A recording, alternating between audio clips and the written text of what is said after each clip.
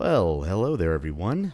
Chozo Ghost here, and as you could probably already tell by the video title and the you know what? Let's check and make sure I'm not too loud. Yeah, I think that'll work.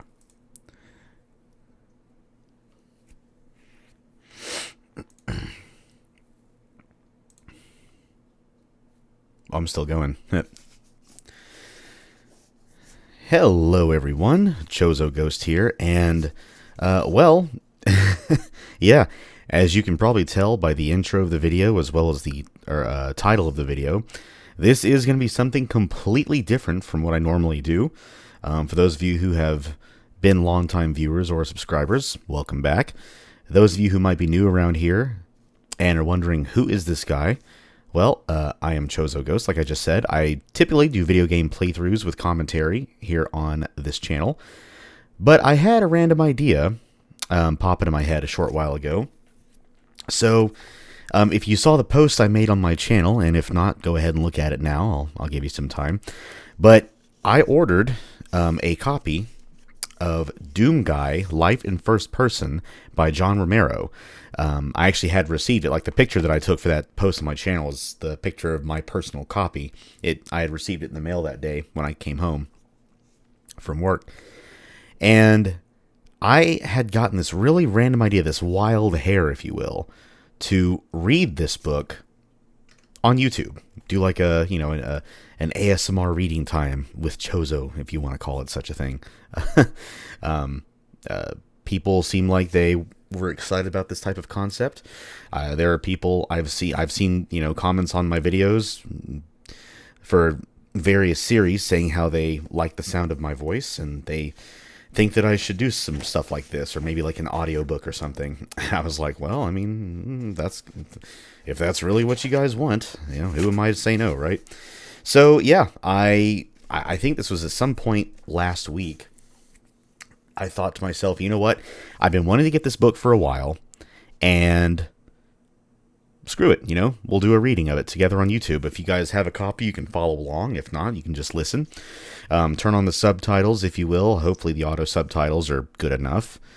Manually subtitling my videos. I did that for my Ashes series, but man, it became such a time sink. I just didn't have the time to do it anymore after that. So, but yeah, so I have the book with me right here, and the idea, how I'd like to do it, is, well, this is kind of twofold. For starters, so obviously, just like all books have, the majority of them, they are separated into chapters.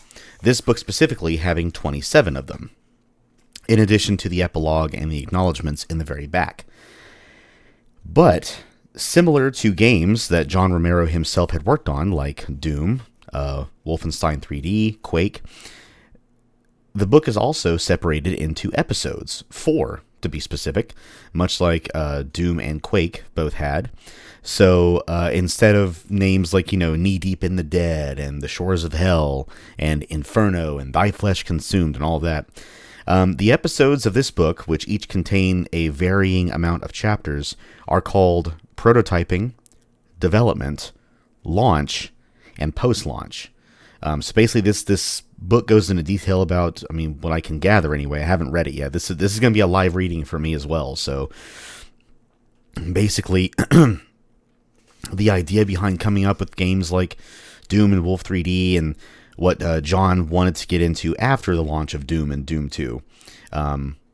The company Ion Storm will be named in this book. So it just kind of goes into detail about John's life and his career in the gaming industry. And so anyway, what I was wanting to do is, I mentioned the chapters in the episodes format. I'm wanting to make these 4 videos, 1 video per episode. So episode 1, prototyping, is chapters 1 through 5, which it looks to be about 50 pages, 49, 50 pages. Chapter 2, development, is chapters 6 through 9. It's so easy to make that joke, but I'm not going to. I'm going to be mature. I'm going to be an adult. We are reading, after all. This is supposed to be family-friendly, I guess. And this chapter looks to be 53 pages, I believe. It's very similar in size to chapter 1, or episode 1, sorry. Episode 3, launch. Oh boy, this is the big boy. So this one is chapters 10 through 18. And it looks to be, if my math is not wrong, 168 pages, or 167, somewhere like that. It's the biggest chapter by far, the longest one, and then or episode. Keep getting that wrong. And then episode 4, the final one, is chapters 19 through 27. From pages 275 all the way to, I'm going to guess, 366, because the epilogue starts on 367. So that's about 91 pages. Again, if my math is mathing. So I want to do this in 4 videos, 1 episode, not chapter, per video. And then I'll probably also include the epilogue and the acknowledgments in the final video, because I feel that's an important bit of information to include. I don't know when I'm going to start publishing these, to be honest. I might run it in tandem with Brutal John 2 and System Shock 2. As we speak, today is Wednesday, August 27th, 2025 at 11:38 a.m. Central Time, my time. And my current, the 4th level of Brutal John 2 actually just uploaded a little over a half hour ago. But I thought I might just record this little premise section here for this first video. Hopefully it's not going to drag on too long. But before I forget, one thing I also wanted to try doing, I'm not fully decided if I'll do this or not yet, because it would involve me to learn something new with my video editing software, editing and rendering software, Shotcut for those who are curious. I might decide to cycle between some screenshots, just like Doom-related screenshots, or maybe Quake-related screenshots, or anything, maybe something that has to do with the episode itself. And then for every chapter in the episode, I would basically fade out and fade into a new picture, I guess, just for the central theme of the chapter.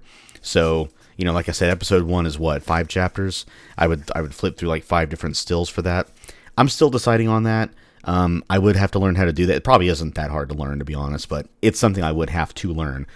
So I think what I'll do first is record the audio of me reading through episode 1, which I'm not going to do right now. This is just the premise, because I am still at work. This is just my lunch break. So once I get off work today, I'll probably go ahead and at least record me reading episode 1, chapters 1 through 5. I'll make sure the recording sounds good, that it sounds clear. I have upped my, my microphone gain a bit more, since there is no background noise, which is kind of the opposite. Normally, you would have to really change anything since there's no background noise, but hey, I decided to do things a bit different. But yeah, there will be no background noise, no music, just the sounds of my voice, which apparently some people really like. Hey, you do you, kings and queens. I'm not here to judge you. But yeah, that's the general premise. So it'll be 1 episode per video. So there's going to be 4 videos in this series total. I might run them in tandem with Brutal John 2 and System Shock 2. I might wait till after System Shock 2 and Brutal John 2 have ended before I actually start publishing these. I'm still kind of, juggling all that in my head. So we'll see what happens. But I will at least record the audio of me reading episode 1 and see how that goes, and see if I can, do the thing I wanted to do with the pictures, and see how well that goes, if it does go well. But yeah, that's what this is going to be about. And don't worry, I am going to timestamp this whole section. So if you want to just get straight to me reading chapter 1 instead of listening to this admittedly overly long premise, you are more than welcome to do so. That's why I timestamp my stuff for convenience. And yeah, that's going to be the plan. So yes, Doom Guy, Life... Ooh, excuse me. Doom Guy, Life in First Person by John Romero. This book was released, I believe, in 2023. Summer of 2023, and I finally have a copy, and I would like to read it for you all, and hopefully it is an enjoyable, nice and chill series, as a bit of a break from the action. But yeah, that's how this is going to go. This premise is still stretching on longer than it should, but oh well, that's why I timestamp my stuff after all. And yeah, so chapter 1 is next, or chapter 1, then chapters 2 through 5 for episode 1. I hope you guys enjoy it. Grab yourselves some popcorn or a drink, or just wrap up with a blanket, get nice and comfy, and yeah, I will read this book for you guys, front to back. And on that note, I will go ahead and get into chapter 1 now. Not in real time. I'm going to be taking a break, like I said. But in the video, Chapter 1 will be starting in the next few seconds. So, yep, on that note, guys, enjoy. Yeah, I'll see you guys next time. I still don't know what my next actual gameplay, my playthrough project is going to be, by the way. I'm mulling some things over, as I always am. But anyway, on that note, enjoy the book. This will be Episode 1, Chapters 1 through 5. And on that note, see ya. Episode 1, Prototyping. Chapter 1, The Talk. That was not at all what I expected. After the talk, I heard this line again and again. People came up to meet me and to shake my hand. Some asked me to sign their games or told me about their experiences playing Doom or Quake or Wolfenstein 3D. A few people, having seen themselves in the talk I'd given, shared stories of growing up in homes like the one I grew up in. They didn't have to tell me much, because when you grow up like I grew up, you just know. The talk itself was at a private event, a conference for a game company in eastern Canada. The 300 people in attendance represented the complete spectrum of game development.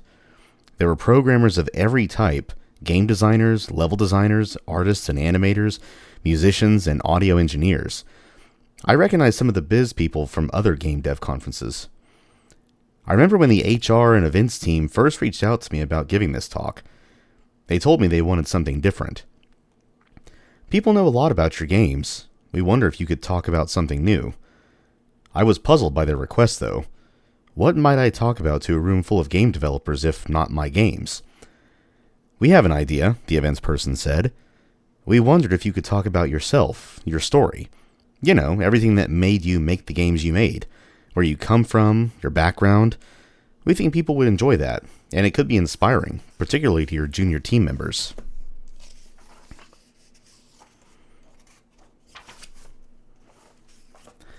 My story? My personal story? My life story was not something I had shared before. Of course, my family knows it. My wife Brenda knows it. But not even my kids know all of it. I wasn't sure where to start. I suppose I could do that, I said. That's great. We'll see you in November then. Feel free to send along any materials or requirements you have in advance. A few days later, I was staring at a blank slide deck.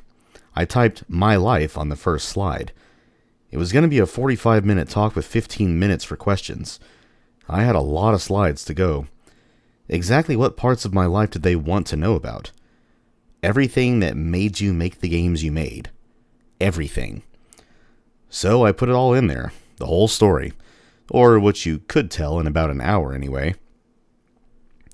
Once I proofed and practiced it, I sent it off. Then I headed from my home in Galway, Ireland, to Canada to deliver the talk. By the time I got to the slides about my family's involvement in the drug trade, I could tell by the looks on people's faces that this was not the story they expected to hear. 2 first cousins were murdered. 2 uncles ran drugs for a well-known cartel. My father and 1 uncle died from their addictions to everything from cocaine to alcohol. The rest of that generation managed to sober up before their addictions could claim them. My amazing Aunt Yoli miraculously escaped all of it. From my position on the stage behind the podium, I saw mouths agape.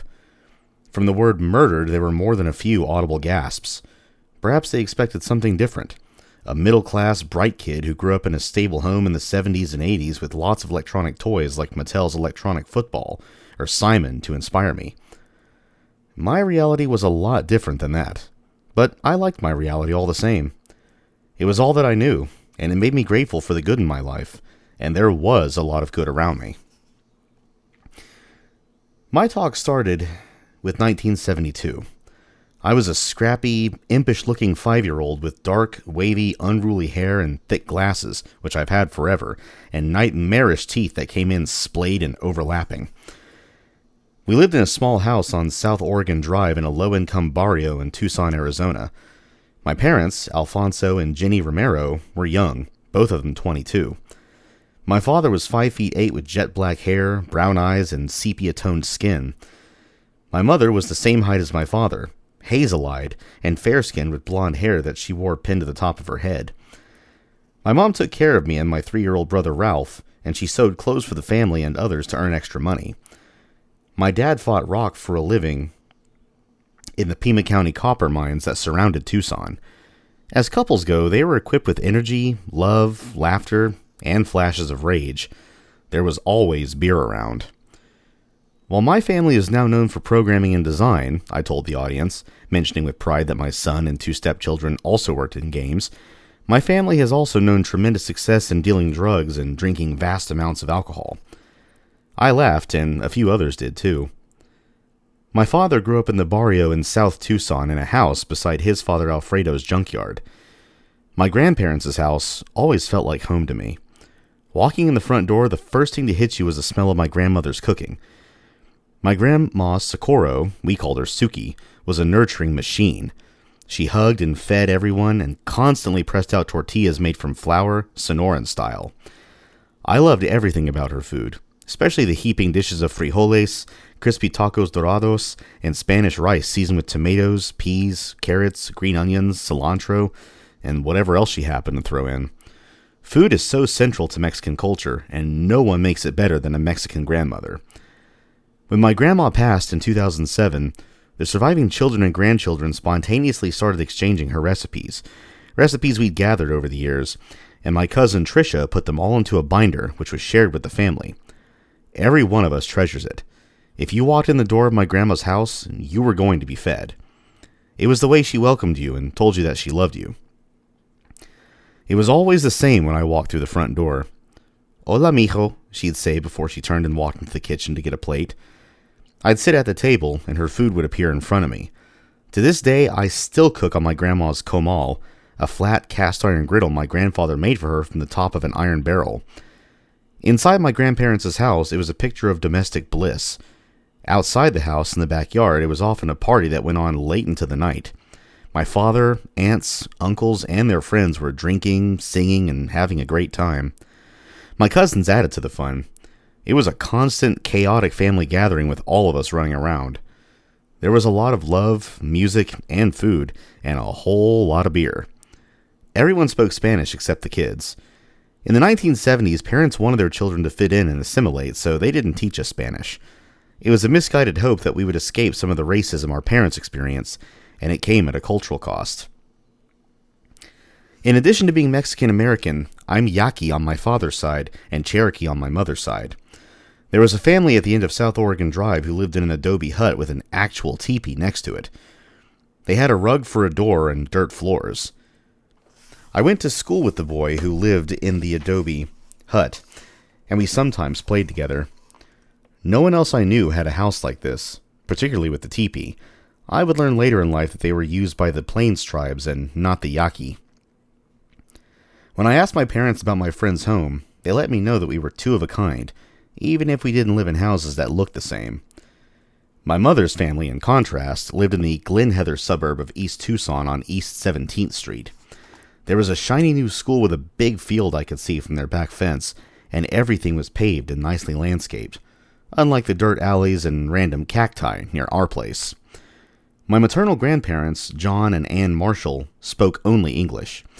My grandmother was a small woman with mousy brown hair and a preference for polyester clothing. Grandpa John, whom I am named after, was a tall man, around 6 feet, with light brown skin and gray hair. He loved the game shows and had a habit of verbally assaulting the contestants on the TV. If those contestants were non-white, watch out. He would unleash streams of racist curses and insults. As a little kid, I didn't know any better, and I thought it was hilarious. He laughed, so I did too. He didn't know these people, but he spewed out naughty words that I knew you weren't supposed to say. Though my mom always told me that Grandpa John was Cherokee, it wasn't until later that I processed this and realized his behavior made no sense. He was a virulent bigot who hated non-whites even though he was non-white himself. When my grandpa wasn't yelling at the TV, their home was a quiet and docile environment. My grandmother read while my grandfather painted. My mom often left me with my grandparents while she ran errands, particularly if my father was nowhere to be found. That happened a fair bit. I don't remember my father without a beer. I didn't know what he did when he was at work down in the mines, but when I saw him above ground, there was always a bottle or a can in his hand and a cigarette in his mouth. They were there when he got out of the truck after work, and more followed when he was talking to friends who stopped by the house. Working on the engine of his car, he'd sit a cold one on top of the fender. When he went to the drag races, he'd come back with 2 beers, one in each hand.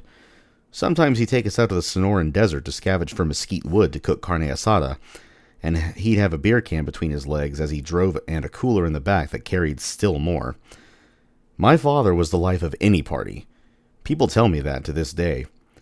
He had a great laugh and a welcoming demeanor that made you want to be his friend. He was a mariachi with a beautiful voice who performed with Mariachi Cobre for a time. He loved to sing Cucurucucu Paloma and Malagueña Salarosa. Just a fair warning before you read further, the following events contain descriptions of domestic abuse and aren't easy to hear about. If my father didn't have alcohol, bad things happened. He was irritable and easily angered, and things could shift in a split second. We walked on eggshells to avoid provoking him. If he did have alcohol, he might be loving and kind, or he might turn into a monster. I remember my dad walked in the front door one morning, hungry and looking for food. He'd been out all night at the bars. He stormed into the bedroom where my mother was still sleeping, grabbed her by the hair, and dragged her out of bed and down the hallway, her feet trailing behind her. She yelled his name, begging for him to stop. I sat paralyzed in front of the TV where I was watching Saturday morning cartoons, unsure what to do. I can't remember what happened, but it still pains me to this day to think of it. My father was incredibly strong. He didn't just make his living fighting rock, he beat it. He battered the earth down in the mines and won. Above ground, the battering continued. Sometimes it was my mom. Sometimes it was me or Ralph. When the beatings came, I felt like I deserved them, because inevitably, I'd done something wrong. I didn't always know what I'd done, and sometimes it didn't matter. Oftentimes, what I did wrong was to be in the wrong place at the wrong time. Sometimes it was others who took a beating. There's an oft-told story in my family about a hitchhiker who tried to rob my dad. It ended with a pipe wrench and that hitchhiker on the side of the road in the desert between Phoenix and Tucson. A lesser-told story involves my dad and his brothers getting into a bar fight with some cops. Many of my father's fights took place in bars, but I suspect that one ended in arrests. Anything could set my father off, even when he did have beer. He wasn't afraid of action. If he even suspected a fight was coming, he'd start it. I left many of these finer details out of the talk I gave that day in Canada for obvious reasons. We didn't have much money, I continued, so we got by however we could. My mother used food stamps to purchase bulk rice, flour, and powdered milk. Sometimes, however we could, involved my grandma Suki feeding us. Other times, my father came up with his own solutions. My mom told me how my dad once helped up a Circle K to steal my diapers at gunpoint, I told the audience. Everyone laughed, and it was funny in a weird kind of way. My father committing a felony for diapers, of all things, not to mention its similarity to a scene in Raising Arizona. My mother had no idea he was doing this, of course. She only found out a few years later during a quick stop at that same store. The cashier spotted him, and they made a hasty exit. At the conference, I advanced to a slide showing of the Sonoran Desert. Behind me, a giant saguaro cactus was projected on a screen 30 feet across and 20 feet tall. It's another day, and my mom was hanging laundry outside. I wandered into the kitchen and unscrewed a jar of rice and another of beans. When there are no toys, you make your own fun, I told them. The rice and beans became ammunition. I was throwing them at my brother, and he was throwing them at me. We were having a massive food fight, making a mess, flinging things at each other. We were having a ball. My mom came in the door and yelled, "Stop that right now!" She was furious, but she was not a hitter. "Get out of here!" And so we did. We went outside. We played in the yard, in the dirt with rocks and twigs, building little forts and looking out for scorpions and tarantulas. When my dad came home, he went inside. From outside, we could hear the fight brewing. "¿Qué pasó?" My dad wanted to know what the hell had happened. "What happened? Look at this place. Your damn dinner is on the floor." "It's just rice and beans. They must have been having fun." My dad was unpredictable. Something like this could set off his temper or make him laugh. My mother was having none of it. Fun? I'm an expert in fun. Fun is being here all day long with 2 little boys while you're out drinking. Fun is going to your mother to ask for chicken so that we have something to eat. Fun is working all night and coming home 6 beers into the day and trying to keep these kids quiet so you can sleep. The fridge door opened and shut, and we heard my father crack open a new beer. "Get rid of them," my mom yelled. "I've had enough for today." My dad slammed the door and headed back towards the driveway. "Mijos," he called. "Get in the truck." I opened the passenger door to the cab and helped Ralph climb in. He was 4 and I was 6. I could tell Dad was angry, so I didn't ask questions. I just sat there while he drove us into the nearby desert. I came this way all the time with my dad. It was our source of firewood for the barbecues. My dad used a plumber's wrench to knock dead branches off of mesquite trees, and I dragged them to the truck. The desert was also a source of pride for my dad. He told stories about its history, plants, and animals. He told me about discovering pecan groves, how he would sneak in, climb the trees, shake the branches, and then scour the ground to harvest as many pecans as possible. The farmer spotted him and grabbed a gun. Sometimes he shot rock salt, which would sting like hell. Once, my dad caught a BB pellet in the neck. It remained there for the rest of his life, embedded in his right side. The truck veered off the highway and onto a dirt road. We drove into the Sonoran Desert, the hottest terrain, day in, day out, in the entire country, where the sun baked the ground so hot it seemed to ripple on the horizon, and the saguaros looked like they were dancing. He pulled the truck to a stop and said, "Get out." I got out first and then helped Ralph climb down. I looked at the cab, waiting for my father to join us, but that didn't happen. Instead, he leaned over, grabbed the door, and slammed it shut. We waited for his instructions, but there were none. My dad put the truck in gear and pulled a U-turn. He was not looking at me. His eyes were on the road, and he was driving away. I watched the pickup vanish out of sight. Get rid of them. I repeated my mother's words in my head. She hadn't meant that literally, but he took it that way, or he was punishing her for blowing up at him. Either way, it was bad news for Ralph and me. Had he really left us out here?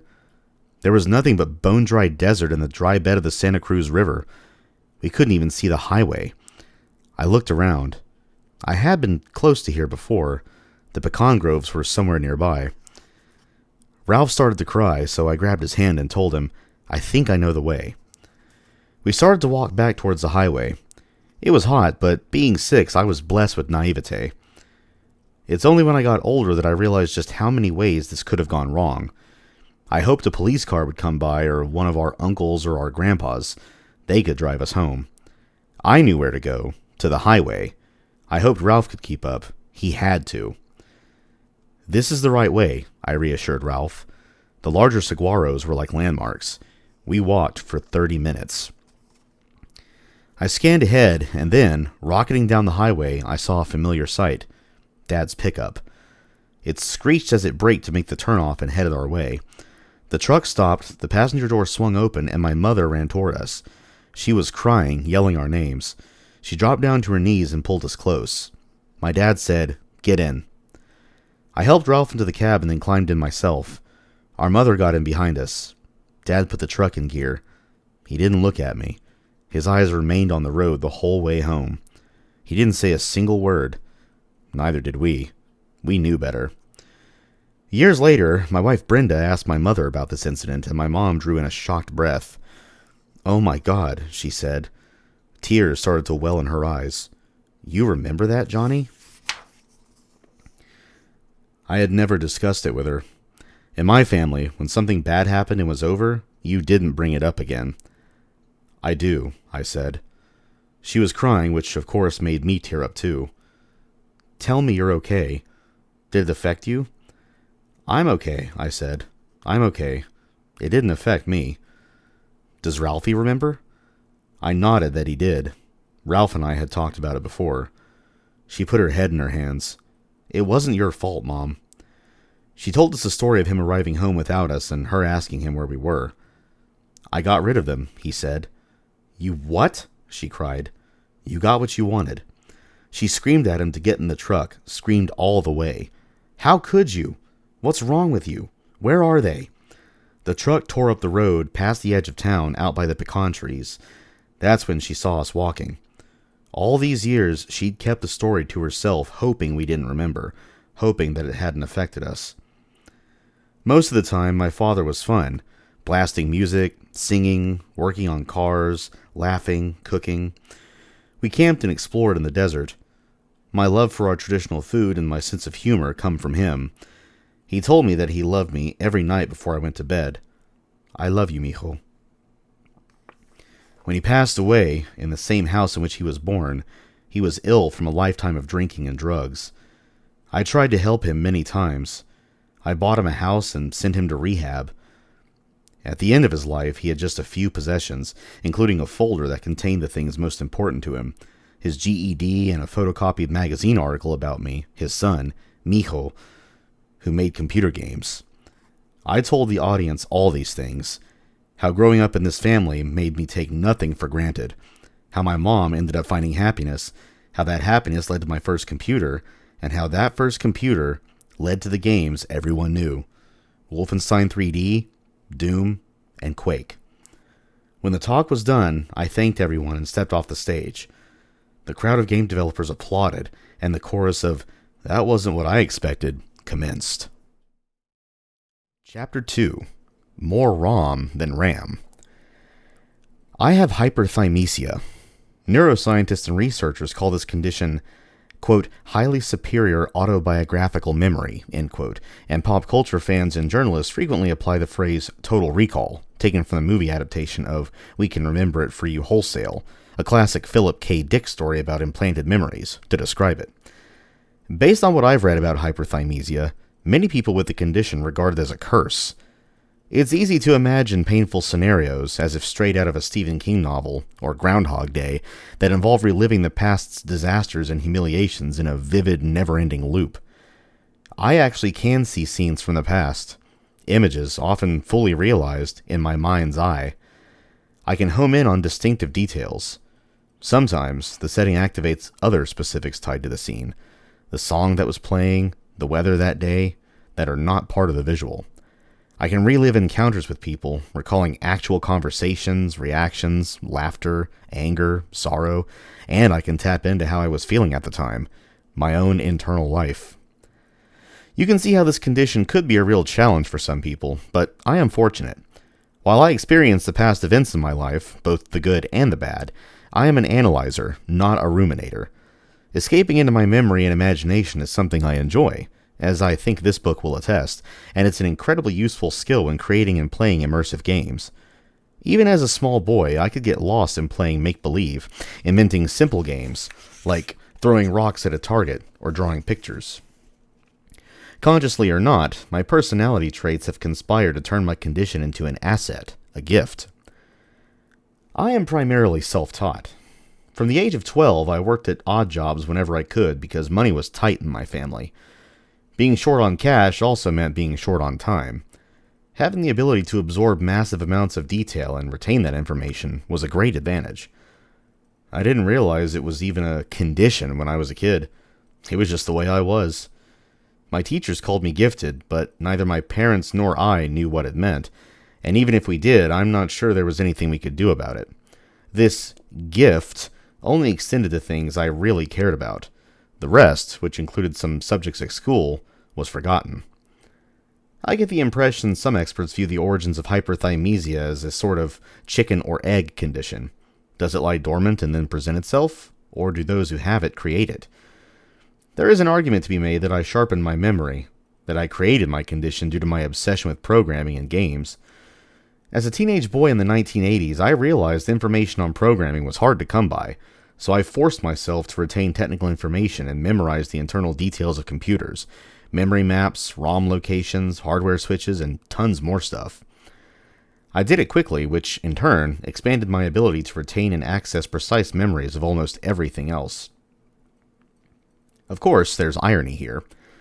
I can remember precise details of games I played 40 years ago, conversations with high school friends, or long code-crunching nights with my partners at id Software, but I can't remember when exactly I first noticed my ability to approximate something like Total Recall.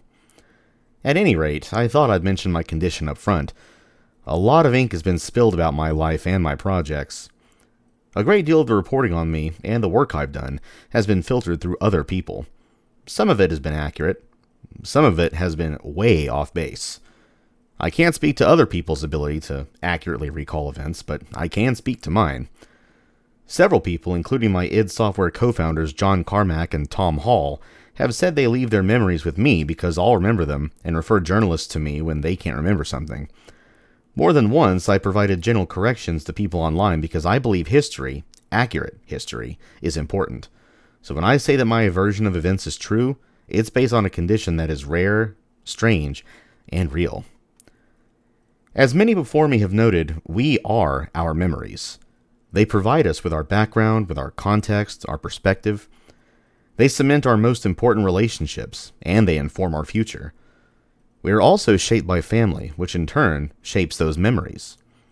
Where you come from and who you come from will always be a part of the equation of you. I'm a true American hybrid, part Mexican, part Yaqui and Cherokee, part European. My father, Al Romero, was a mestizo with Yaqui blood from Tucson.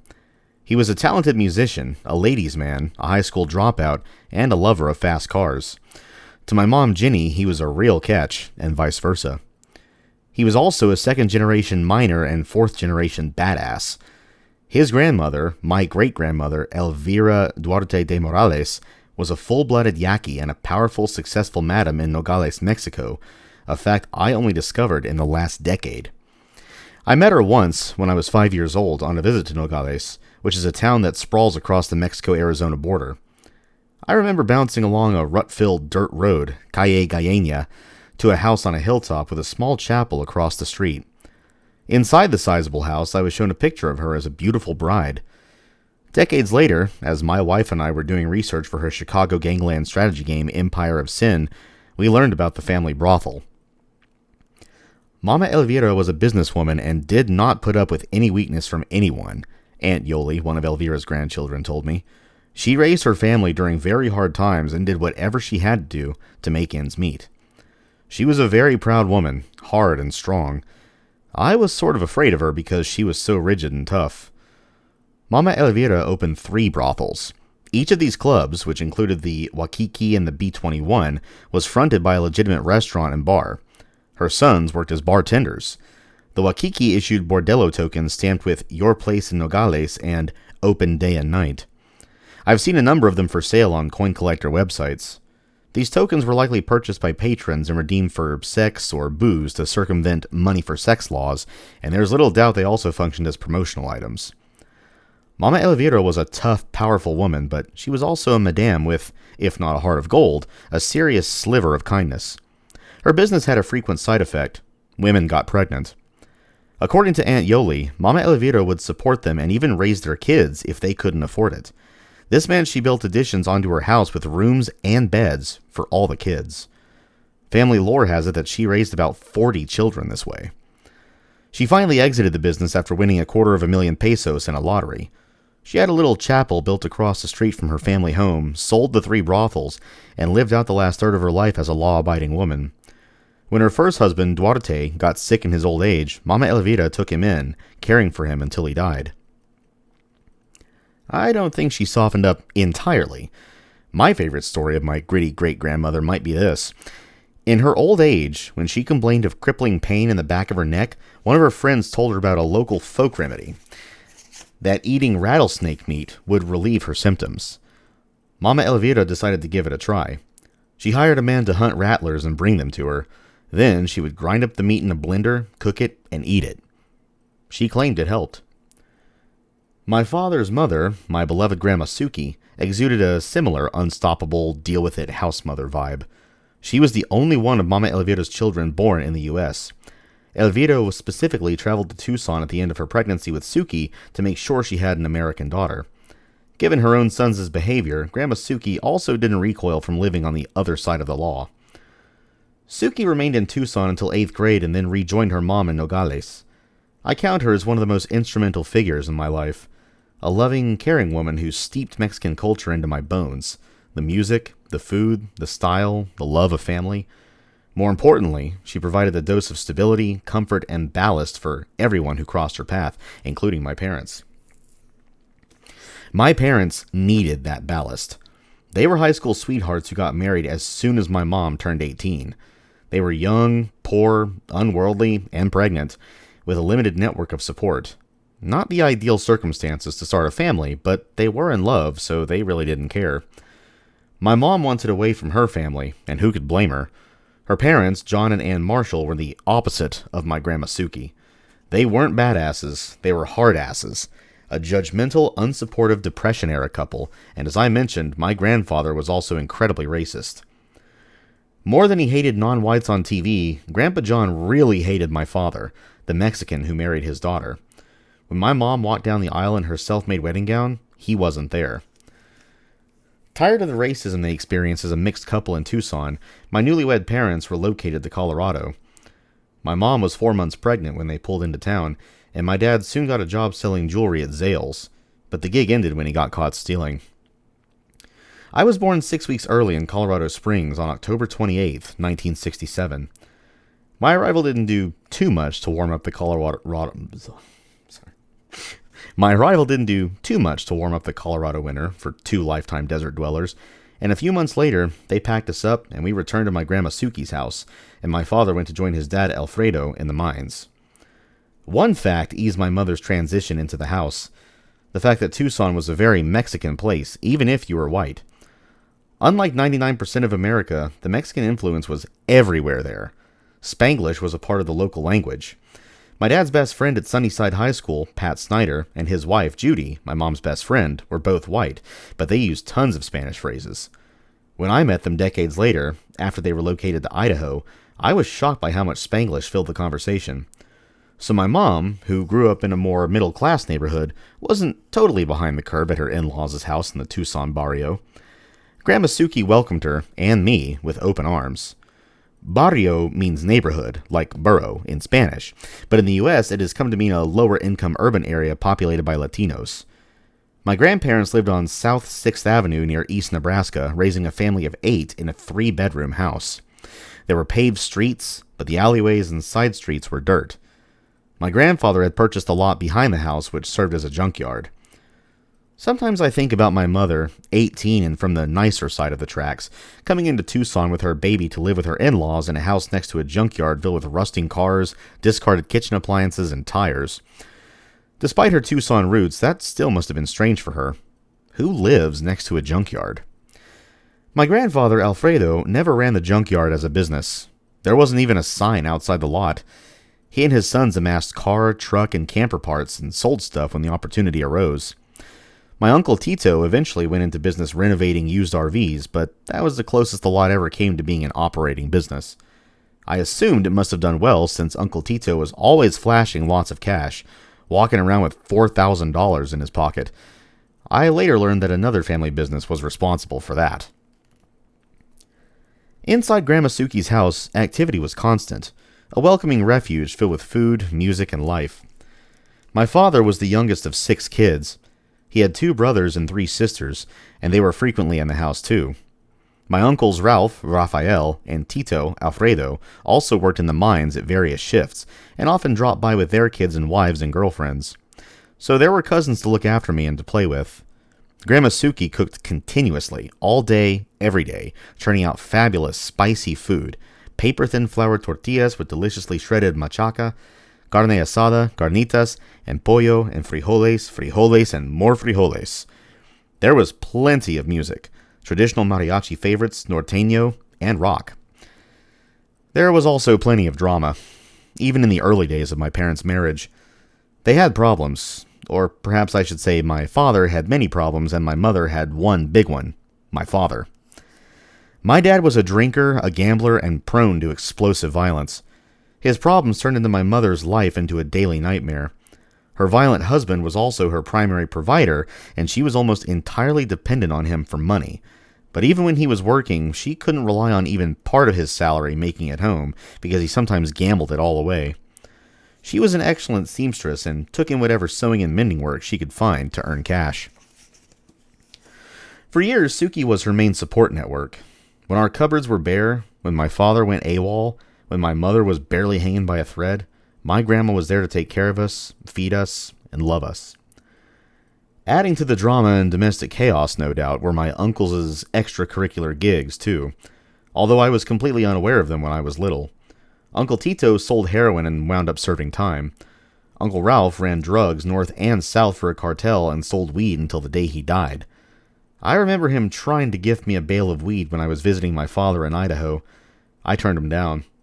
Sometimes I tell people this, and I think for a moment that my dad was a comparatively law-abiding citizen, as far as I knew. Of course, I then remember the drinking while driving, gambling, and committing armed robbery for diapers, not to mention the many moments of domestic abuse. Eventually, after a few months of living at Suki's, my parents scraped together money to buy a small 2-bedroom house on South Oregon Drive. It cost $10,000 in 1968, about $77,000 in today's dollars. It was a humble abode in a humble part of town, not far from 12th Avenue in Nebraska, the big cross streets. The little house on South Oregon was liberating for my mom. She had her own space. She didn't have to ask Suki or any of her in-laws for permission to do anything. It was also confining, exhausting, and dangerous. I was a toddler when they moved in, and toddlers are a lot of work. They didn't have the money to ship me off to daycare, so my mom and I were together in the little house a lot. Soon, she was pregnant again, and Ralph was born in November shortly after I turned 2.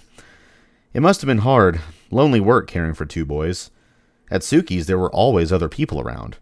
On South Oregon Drive, there weren't any distractions. No uncles and aunts and cousins laughing and teasing, and Grandma Suki and her daughters weren't around to shield my mom from my dad's ugly drunkenness or pick up the slack from his absences. My dad was a hard worker. He went to the mines every day, but coming home was another matter. He liked going out, shooting pool, and drinking at the bar. Sometimes he didn't come home at all. My dad could keep a party going for hours. He loved hosting his friends, cooking, and talking. He and my mother would bundle us into the car and take us to the home of Pat and Judy, their best friends, where they would drink and smoke and play card games all night while Ralph and I played with their kids, Alan and Samantha, who were the same ages as we were. We played with Maggie, their dog. I liked going to that house. It was in a new development with 70s interior design and unlike any other house I had seen before. Eventually, all of us kids fell asleep while the partying continued. Hours after midnight, a slumbering Ralph and I were carried to the car by our partied-out parents, and we'd wake up the next morning in our beds. I don't remember my dad ever being violent with us at social events. It was always at home. He drank from the moment he got home from work. Beer, and more beer. When he got older, he drank from the moment he got up. At one point, I thought beer was the only thing adults drank. The violence was usually sudden and fierce. My dad used heavy equipment in the mines, drilling against the earth, hauling ore, hour after hour, day after day. He was incredibly strong. I remember him hoisting and tossing car tires like they were nothing. That strength meant his eruptions were terrifying in their force and efficiency. He abused my mother and made life horrible for her. It could be anything.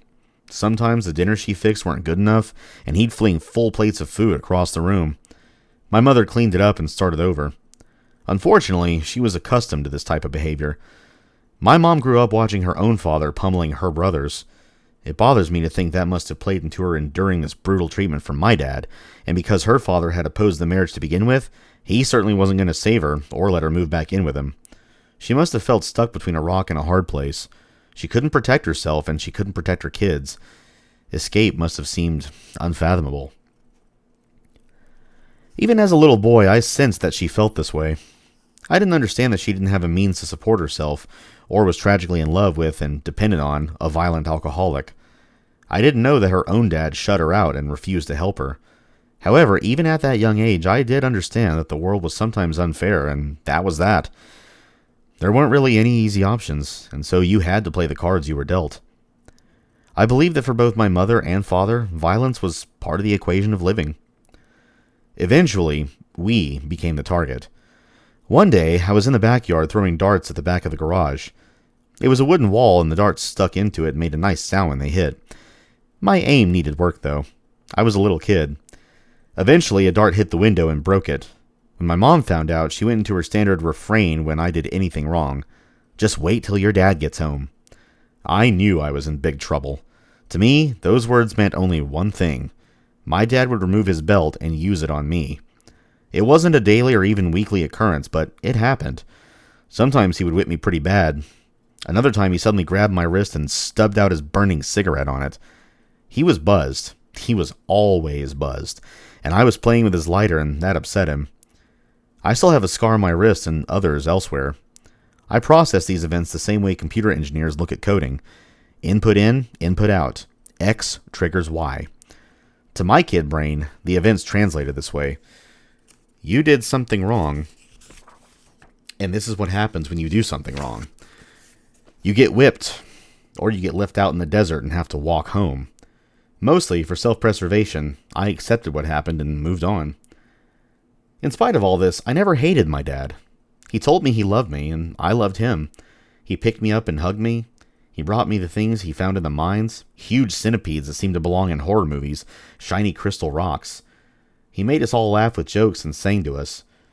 To this day, when I meet someone who knew him, they always say how wonderful he was, and I agree. One of my favorite memories is him serenading Grandma Suki with La Malagueña on her birthday. He was a passionate, troubled man, and I have far more good memories of him than I do bad. I loved him, and I know that he loved me. At age 57, he passed away in his childhood bedroom at Grandma Suki's. Among his few possessions was a folder with articles he saved about me. I was, and still am, incredibly close to my mother. She kept us alive, kept us sane and safe, and got us through some difficult times, especially when she was having such difficulty herself.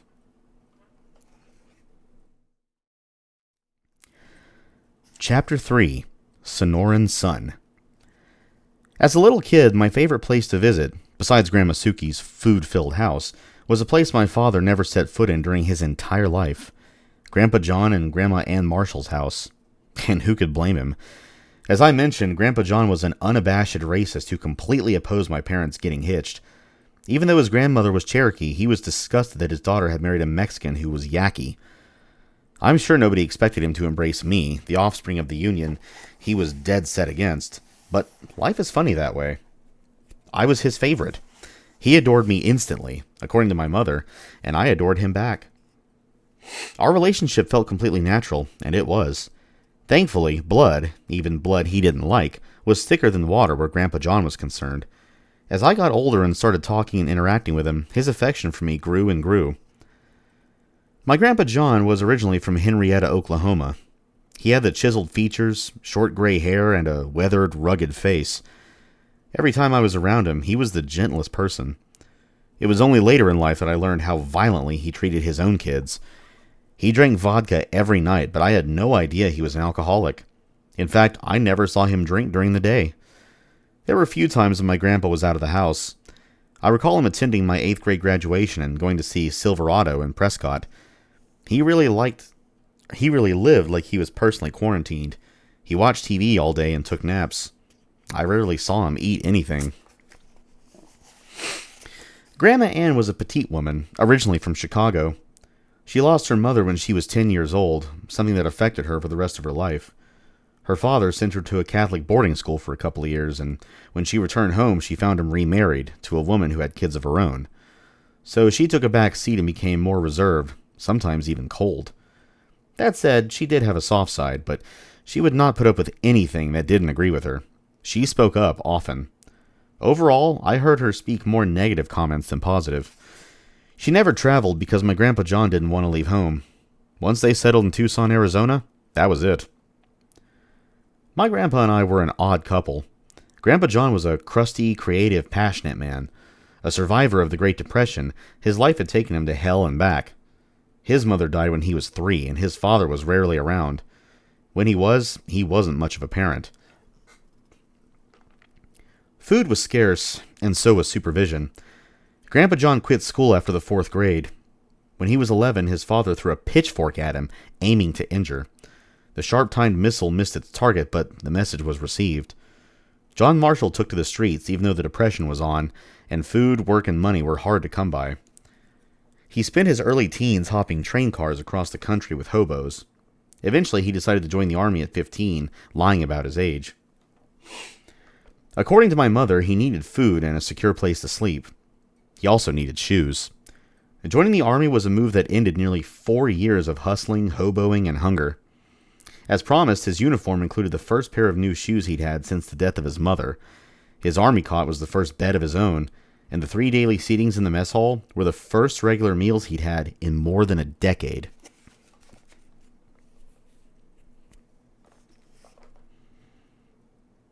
Grandpa served from 1933 until the end of World War II. After that, he worked as an air conditioning engineer and landed a job at Davis-Monthan Air Force Base in Tucson in 1954, where he worked until he retired in the 1970s. As for me, I was his funny-looking, faithful sidekick. He was on the outs with Ralph because Ralph slammed a door. I wore thick glasses, and for a time I had to wear an eye patch to fix an eye that was looking at my nose instead of straight ahead. I inherited my father's strange teeth problems, too. He had a tooth in the roof of his mouth, and although I didn't have that specific problem, my teeth appeared to be procedurally generated without a logical algorithm, overlapping each other and growing at slanting angles. I also bore my father's dark eyes, brown skin, and dark hair, but they didn't unleash Grandpa's toxic prejudices. Grandpa John was a self-taught oil painter and craftsman. There was an easel in the spare room, and he also liked working with wood, building stools and bookcases. He'd set me up at the kitchen table with paper, pencil, and crayons, and I'd draw, hanging out for hours together while he watched game shows and screamed at the people on TV. Then, after the game show was over, he'd come look at my drawings, which I was always proud of. The act of creating something from nothing is incredibly empowering. I think most kids discover this on some level. Drawing provides instant gratification, especially if you do it well. If grown-ups ooh and ah over your work, that gratification grows. Of course, creation is often at the heart of play. It doesn't matter if you're making make-believe with dolls, dress-up games, cops and robbers, or in my case, drawing sports cars and 18-wheelers. At the time, I loved drawing cars, probably because my dad loved cars. Our house on South Oregon Drive always had a car or two in front of it, and sometimes, much to my mom's fury, he bought cars on credit, rolling the current loan into the next loan, building up debt. More than once he raced for pink slips, illegal street races where the winner takes the loser's car. My mother remembers, none too fondly, only the times he lost, and they were left with the debt and without the car. During those times, he always seemed to get another car for them, whether by playing pool for money, borrowing someone else's car, or making an old junker run. He also took us to drag races at the Tucson Dragway, where he shared his love of hot rods and the raw power of roaring engines. Cars were a big deal in our world. Once, Grandpa John came to the table and picked up a drawing of my Lamborghini Countach, one of the coolest looking cars in the 70s, and asked, "Did you trace this?" No. It was an honest answer, and I was surprised he'd asked me. "Come on, Johnny, you must have traced this." "I didn't." "Let me see you do that again." He sat down and watched me while I drew another Countach, complete with the rear spoiler. "I can't believe it," he said. "That is really impressive." No doubt part of his joy came from thinking he's taking after me. I even remember him saying stuff like that, comparing my early drawings to his paintings. He clearly thought I was talented and was the first person to express a sense of pride at my skills. As much as I loved drawing as a kid, I also loved stories. My mother read to Ralph and me every night, and I also listened to stories on my own, putting my beloved 45 RPM single of a performance of The Legend of Sleepy Hollow onto my little record player. The story was terrifying to me at the time, but I couldn't resist its lore.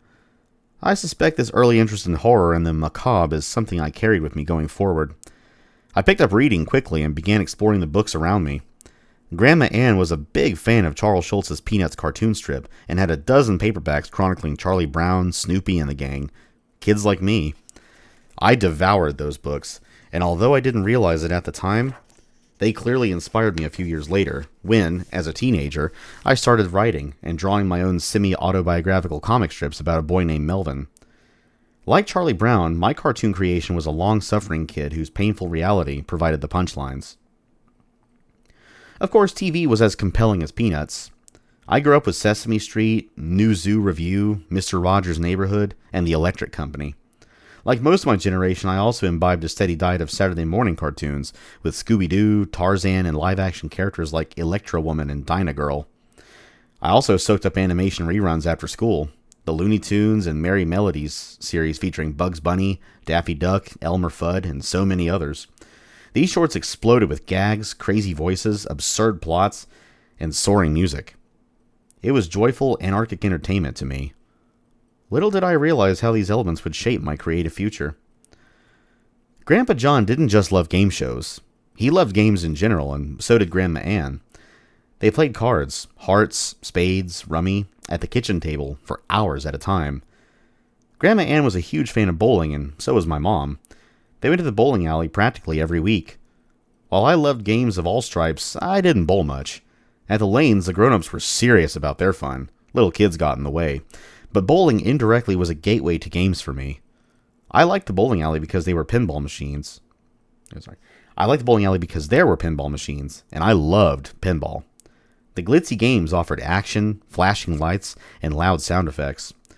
To me, they were the definition of fun. Everything about pinball was thrilling. Putting a quarter in a slot to initiate this mechanized ritual, the chunk sound as 5 balls were released for your game to start, pulling back the plunger, the spring tension was different on every machine, to launch a ball, and then locking in. My finger slapped the flipper buttons as I battled to control the game, beat the machine, and top the other scores on the board. The scores themselves were great too. You never had the time to see the numbers climbing until the ball went into the gutter, but man, you could hear the points piling up while you played, which really fed into the excitement. Grandpa John and Grandma Ann's house was near a strip mall with a small arcade called Spanky's. It was a narrow place with a deli counter at the front and a line of pinball machines on one side. On weekend and summertime visits, my grandmother gave me $1, and I walked to the mall where I debated buying a Hot Wheels car, which I collected and played with, or playing 4 pinball games. It was a tough decision. The acquisition of another beloved toy, or the utter excitement of trying to control an uncontrollable pinball machine. Since I already had a lot of Hot Wheels, I chose pinball most of the time. I was barely tall enough to see what I was doing, but the machines called out to me. It's the first example I can recall of seeing a game respond to my actions in such a visceral way, engaging all the senses. Pinball was also competitive. I competed with myself plus everyone else who'd ever played the machine before me for the high score. It taught me the value of mastery. The better I was, the longer that quarter lasted. Though I wasn't aware of it at the time, pinball set me on a path I couldn't have imagined. At home, I didn't draw or play games. My mom struggled to provide food, and so art supplies and toys were out of the question. When I did find something to occupy myself, I was often on edge, waiting for something to happen. Life on South Oregon Drive was unpredictable. My Dr. Jekyll dad continued to come home late at night, acting more and more like a drunken Mr. Hyde. Nothing had prepared my mother to leave situations like this. She was programmed to endure and to survive by her own family. As children, as horrible and surreal as this sounds, we became accustomed to this too. It didn't happen every day, but sometimes being scared felt like part of everyday life. We froze in place or were told to run. We steered clear of our dad when he was angry to avoid provoking him further. In spite of the challenges at home, I was happy most of the time. Everything I needed, I had. A loving mother, enough food to eat, friends to play with, and loads of places to explore. My brother, father, and I spent many nights sleeping under the stars at Madera Canyon, the Pantano Wash, and Patagonia Lake, and I grew to know the Sonoran Desert like the back of my hand. When he wasn't the Mr. Hyde version of a drunk, my father was outgoing and fun. There was so much of my life that felt happy. Perhaps because things in my home life weren't often chaotic, I grew to expect bad things to happen. So when they didn't, that was good enough for me.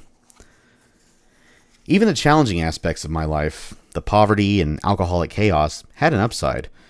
I learned to escape into my imagination as a protective device. Behind my drawings of trucks and cars, I imagined whole stories. What life would be like as a trucker, or someone who raced a super sports car. Eventually, that escape turned into fantasy, war, or sci-fi settings. Because we didn't have any games that kids could play, I had to make my own fun and games from things I found in the desert or around the house. These early experiences are foundational to the game designer I would later become. Around the time I was in 3rd grade, I began to notice that my dad was disappearing for days at a time. This was not new behavior, but the frequency was a new development. Sometimes during his longer absences, my mom ran out of money. She called Grandma Suki, and we went there to eat and bring home supplies. It was a mixed blessing when my dad was gone. There was no chance of sudden flashes of rage. No whippings, no dish throwing, no attacks on my mom. When my dad reappeared, an alcohol-fueled assault was always a hair trigger away, but we embraced fun and humor whenever we could, the better to escape the lows we sometimes endured. I am sure that my mother felt differently. She never asked my father where he had been, and neither did we. We knew better. Perhaps hoping to show that things were fine, it was around this time that I got something cool for my mom and dad. A radio wristwatch. Or rather, a radio you wore on your wrist like a watch. It didn't actually tell time. I guess this was the mid-70s equivalent of a kid getting their first smartphone now. My Atron Risto transistor radio was made of white plastic with a rounded dappled black speaker cover in place of a watch face. It had 3 silver control knobs for power, volume, and tuning, and a black wristband so I could attach it. I thought my Risto was so great, it played FM and AM stations crystal clear. It was something straight out of the Dick Tracy comic strip I read in the funnies at Grandpa John's. I wore it all the time, but since it was battery-powered and batteries cost money, I learned to be judicious about playing it. At night in bed, I tuned into CBS Radio Mystery Theater. I remember every show started with a creepy, squeaking door opening. I imagined a giant vault, actually, and the sound morphed into ominous, dramatic strings. Then there came a voice. "Come in. Welcome. I'm E.G. Marshall."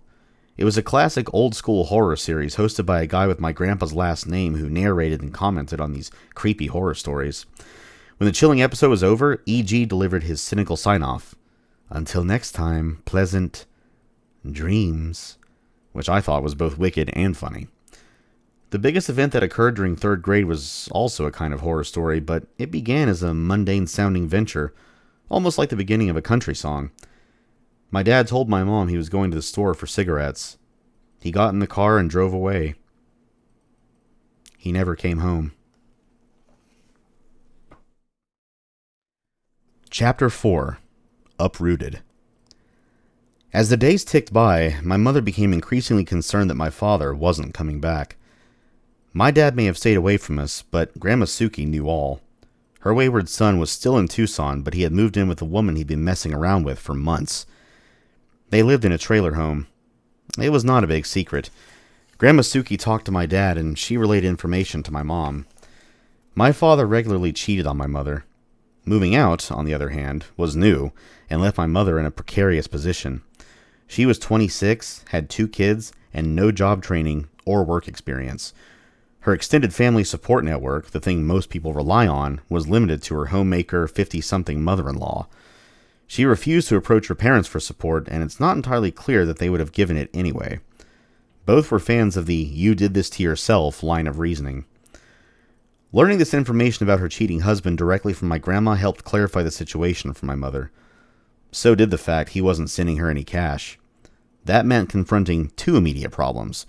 First, she didn't have money to buy food, and second, she didn't have money to pay the mortgage. That meant the house on South Oregon Drive was either going to be sold or repossessed by the bank. By necessity, my mother reinvented herself. We got food from Grandma Suki, but we didn't live there. Instead, we bounced around, staying at the homes of my mother's friends, whomever would take us in. A couch this week and a spare bedroom the next. We moved when we had to. My mom became self-sustaining with astounding speed. I know necessity is the mother of invention, but I also feel invention had been gestating in my mom. On some level, she was ready to change her life after 8 years of struggling to survive with a man who wasn't, on multiple levels, equipped to provide domestic stability. She took a test to become a bank teller and aced it. Once she landed a job, we moved into an apartment near my maternal grandparents, and I switched schools. The morning of our move, I was pulled out of class by the teacher. "Your mom's waiting for you in the office," she said. My mom grabbed my hand, nodded to the school secretary, and that was that. I never saw my friends or that school again. I missed them and the schoolyard, but I was accustomed to unexpected changes, and I didn't ask questions. More than anything, I welcomed the end of our homelessness. My mother became friendly with an account holder at the bank, a military man named John Schooneman. They engaged in some casual window flirtation, but the only things my mom knew about him were the things she saw. He was tall and lean, seemed like a polite gentleman, and his savings account had contained about $40,000, which was $40,000 more than her ex-husband ever had. This isn't to say that my mother was a gold digger. Far from it. My mother knew what she didn't want, and that was anyone with an account at or near $10 and frequently dipping below zero. Instead, she was looking for someone she liked, who, ideally, was financially stable and could provide for her and her kids. They started dating. John Schooneman was a buttoned-up guy. In some ways, he was the opposite of my dad. Fiscally responsible, frugal to an almost obsessive level, dedicated to his career, sober, conservative, and willing to be a good provider. He and my dad had things in common too. Both were drawn to machinery. John specialized in audio and video recording electronics, while my dad loved car engines. Both were bright in their ways, and both were domineering. There was another similarity I didn't find out until a little later. Both men sometimes resorted to violence or threats as a parenting tool. That first year was a honeymoon period for everyone, while John courted my mom. He took us to the circus and treated us to meals in restaurants, which was a rarity with my dad. He was a serious alley cat who bowled professionally at one point and would frequently take my mother bowling. It was a match made in heaven, and their relationship progressed quickly. My mother got a high-speed divorce, gaining full custody of Ralph and me. A few months later, John got a job transfer effective immediately from Davis-Monthan in Tucson to Beale Air Force Base in Marysville, California. He was a consultant for the Air Force and an expert in electronic data transfer from classified Air Force surveillance systems. They were apart just over a month when he asked my mother to fly up to Reno to meet him. It was her first time on a plane. Once there, he asked her to marry him with a $10 ring. Of course she said yes. They got married on July 4th, 1976, 200 years to the day of the signing of the Declaration of Independence. It was both a surefire way to never forget your anniversary and a symbolic date to end a long, troubling saga with my father. My mother returned to Tucson, put in her 2 weeks' notice, and packed what little we had to move to California to join John. Over the years, the phone would ring with an assignment, and John would react instantly, like he had when he moved from Tucson to Marysville. 30 minutes after hanging up, he was off. That's how I remember leaving Tucson. One day I was told we were moving, and the next week we flew northwest from Tucson to Sacramento, California. I didn't realize it at the time, but leaving Tucson also meant leaving behind much of my culture. Prior to the move, I was surrounded by Mexican and Yaqui people, eating and sharing in the preparation of our incomparable food, singing our traditional songs, participating in our traditions, and loving and fearing our myths, particularly La Llorona. Not a day passed where I didn't hear a grito, a Mexican outburst of joy that heralds the beginning of many a mariachi song, or people speaking Spanish, even though my father refused to teach me Spanish and forbade me from speaking it. On the weekends, I played in the desert and visited San Xavier del Bac, the mission on the reservation. My stepfather hated my father, and I suspect that anything Mexican or Yaqui was nothing more to him than a reflection of the man that had caused his new wife so much pain. He was glad to leave it behind, but for me, its absence left a hole. For Ralph, who had less time in Tucson than I did, the initial impact was smaller, but I could tell he still felt it. These days, whenever I read articles about how important those early years are, I smile, because in spite of the move, in spite of the separation from my culture, I have never felt anything less than what I am, proudly of Mexican and indigenous heritage. I am grateful to my relatives, particularly my father and my uncle Ralph, aunts Yoli and Gracie, and my cousins Trisha and Olga for keeping it alive and sharing so much of it with me. We arrived in Roseville, California, sort of the midway point between Sacramento and Beale Air Force Base. We lived in the Flamingo Motel for about 3 months while my parents looked for a house. It was there that I was introduced to the next big influence in my life, horror films, specifically the horror films of William Castle. I will never forget watching my first William Castle movie. Castle is not exactly a household name, but among fans of horror movies, he is widely revered. Back to the Future director Robert Zemeckis has called him his favorite filmmaker. So has cult camp auteur John Waters of Hairspray fame. The movie I saw, Mr. Sardonicus, was a black and white film about a cruel, wealthy man who summons a doctor to cure him of a freakish paralytic condition, a hideous tooth-filled smile that has locked itself on his face. The makeup for Mr. Sardonicus looked like it had been melded from high-tech silly putty and was super creepy. I loved it. Another thing that impressed me came towards the end of the film, when the William Castle himself appeared and gave viewers a choice, or the illusion they had to a choice. To influence the ending via a punishment poll, each audience member was provided the voting card. When it came time for the voting, Castle broke the fourth wall and spoke directly to the audience, asking them for their choice, before announcing the winner of the vote. Punishment. It was predetermined, but that illusion of agency made it seem real for many. For Castle, it was a fun, entertaining marketing scheme. However, that scheme made something resonate for me. I spend my life designing games where players, viewers, made choices that determined how their story ends. My mom and stepdad finally found a home in Rockland, just north of Sacramento. It was a great awakening for a low-income kid from the desert. Our backyard bordered a lush golf course. There were no scorpions, tarantulas, or rattlesnakes underfoot to worry about, so I could go outside without risking sudden death. Instead of parched earth and cacti, there was a creek that ran behind our house before you reached the golf course, and I'd play there, surrounded by cattails and leafy trees, looking for tadpoles and frogs. Other kids would come over and we'd play hide and seek. After 6 o'clock, when the golfing was over, we'd play on the green. It was a little bit of heaven. This isn't to say I didn't love Tucson too. I did. But this new landscape meant new adventures. Because I was nearly 9, I also had more freedom to explore. The house in Rockland was a bastion of stability in many ways. There was always food in the kitchen, my mother didn't want for anything, and John provided us with dental insurance. My mom could finally afford to get the rest of my messed up teeth fixed. It wasn't exactly fun for me. Rare is the kid who relishes getting full-on braces and headgear to sleep in. I knew it was for the best, though, and that it would pay off. I didn't want a mouth like Mr. Sardonicus.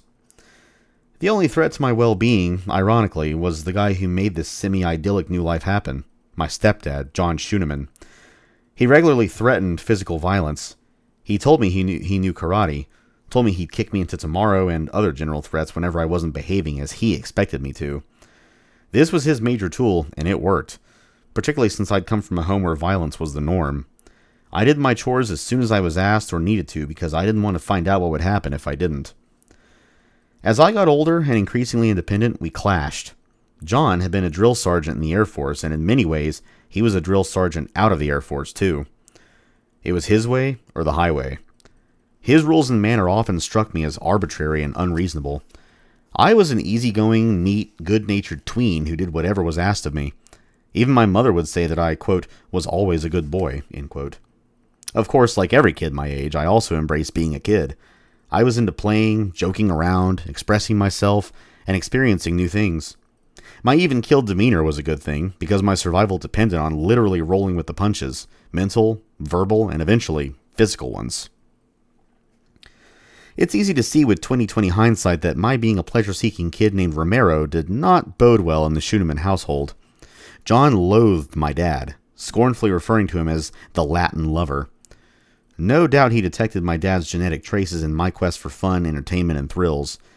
It probably didn't help that I looked just like him. One day in 1977, my dad's quest for fun caught up with him. My mother called Ralph and me into her bedroom. "Your father is in the hospital in Tucson," she told us. "He's going to survive, but he's going to be there a long while." "What happened?" "He had an accident. He left work on his motorcycle, passed a car while going 80 miles per hour, ran directly into an oncoming vehicle also doing 80, and wound up under it. The impact should have killed him, and it almost did. He flatlined 4 times on the operating table. My mother communicated with my Aunt Gracie daily until she knew what to tell us, if he would live or if he would die, but she didn't want us suffering, sitting on pins and needles, worried. My father was a tough guy. He spent a year in traction and came out of hospital with one leg noticeably shorter than the other. I was grateful he survived. Unlike my father, my stepdad was about practicality, consistency, and financial security, but he was also big on fostering independence. As my cynical teen self would later observe, he promoted independent behavior as long as it didn't conflict with his wishes and opinions. The former drill sergeant who had transformed recruits into battle-ready soldiers came by his unrelenting, hard-ass work ethic honestly, and he deployed his mania for work on me. When I was about 11, I wanted a stereo in my room. At the time, I don't think I'd ever wanted anything so much in my life. We cut a deal. In return for getting a symphonic brand stereo for Christmas, a 3-speed turntable with a cassette deck and a radio tuner, I would get a job and pay my parents back. That's right. I bought my own Christmas present. Somehow this was bestowed to me as a gift, and I suppose it was, since I didn't have any collateral. Still, it's hard not to laugh as I look back now and think my stepdad was engaged in parental loan sharking. In the end, my gift cost him nothing. I suppose maybe there was the greater gift of learning to be self-reliant, and I sure did love having that stereo. I mowed lawns to earn money, charging $5 a lawn. Finding a steady stream of clients was easier said than done for an 11-year-old kid in the California suburbs where everybody had a lawnmower. I decided to try my hand at delivering newspapers. My alarm would go off at 3 a.m. every morning, and I'd drag myself out to the porch in front of the house where 2 bundles, about 100 copies, of the Sacramento Bee awaited my attention. I undid the bundles and started folding the papers that had just come off the press, which meant the ink was not entirely dry. I couldn't bring the papers inside because the ink would get all over the carpet. I did all my folding outside, even on freezing mornings. If it was raining, or threatening to rain, I'd huddle under the overhang on our porch, folding the papers and shoving them in plastic bags. Then I'd place the folded papers in my delivery bag, stuffing as many papers as I possibly could inside. It became a game of optimization. Each time I had to come home to refill my bag translated into tripling the distance I had to bike. If I was a mile away, I'd have to bike a mile home, and then bike a mile back to the house where I'd run out of papers. All this folding, bagging, and stowing took about 90 minutes. So it was around 4:30 a.m. when I'd get on my bicycle and begin my rounds through the often freezing, foggy, dark pre-dawn. I had to be alert. My clients went on vacation, they suspended delivery, they canceled their subscriptions, and I had to keep track of all of this in my head. When I ran out of papers, I had to be sure to remember where to restart my route. The details of the paper route gave me one of my earliest insights into how my brain stored and retrieved details. I did not find it hard to remember all these pieces of data, and I enjoyed the logistical challenges that it presented, as well as the responsibility of a job. I tried to be done by 6:30 at the latest. On weekdays, I had to get home, take a shower, eat breakfast, and be at the bus stop at 7:15 to get to school. Of course, Sundays were a different story. The papers were usually 5 times the size of the daily papers, and I could only fit about 8 copies into my delivery bag. I rode back to my house constantly to reload. I finished my route a few hours after the sun had come up. At the end of every month, I spent my afternoons collecting money from subscribers. A month subscription for the Bee cost about $5. That meant once a month I gathered anywhere from $250 to $500, and I kept half of that. Working about 3 hours a day, 7 days a week adds up to around 93 hours a month.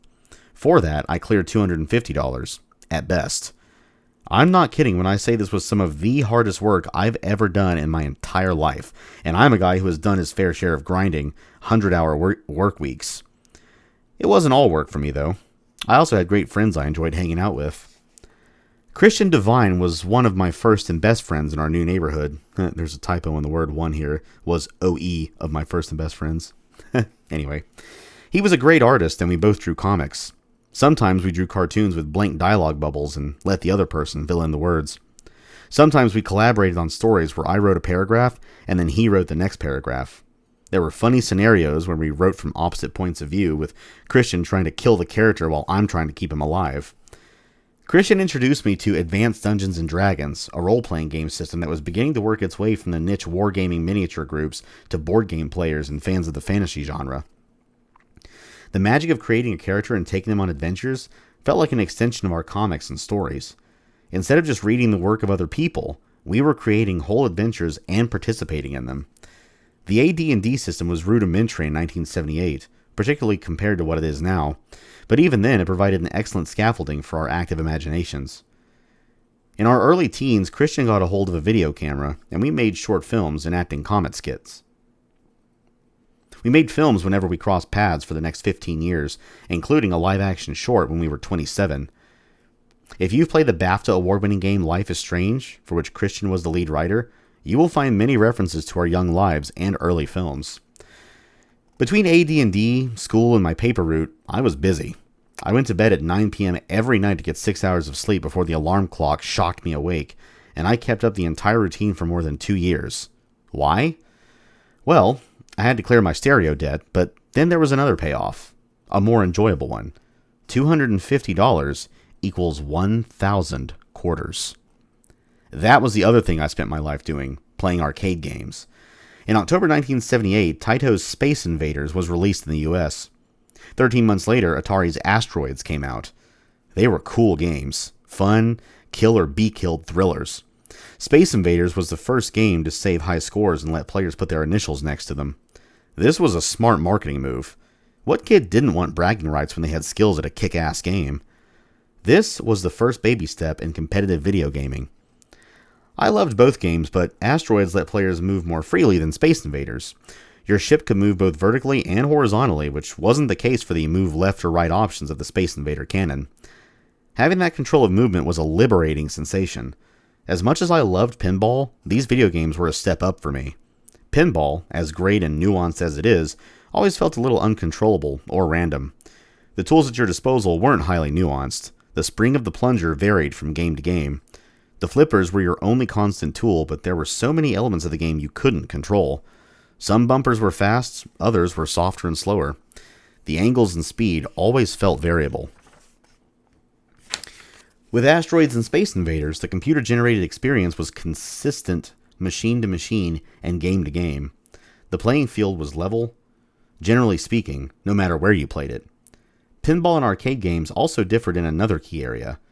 Pinball, regardless of the artwork of the name of the game, was locked into the same basic formula. Video games could be anything they wanted to be, and could defy the rules of time, space, and gravity.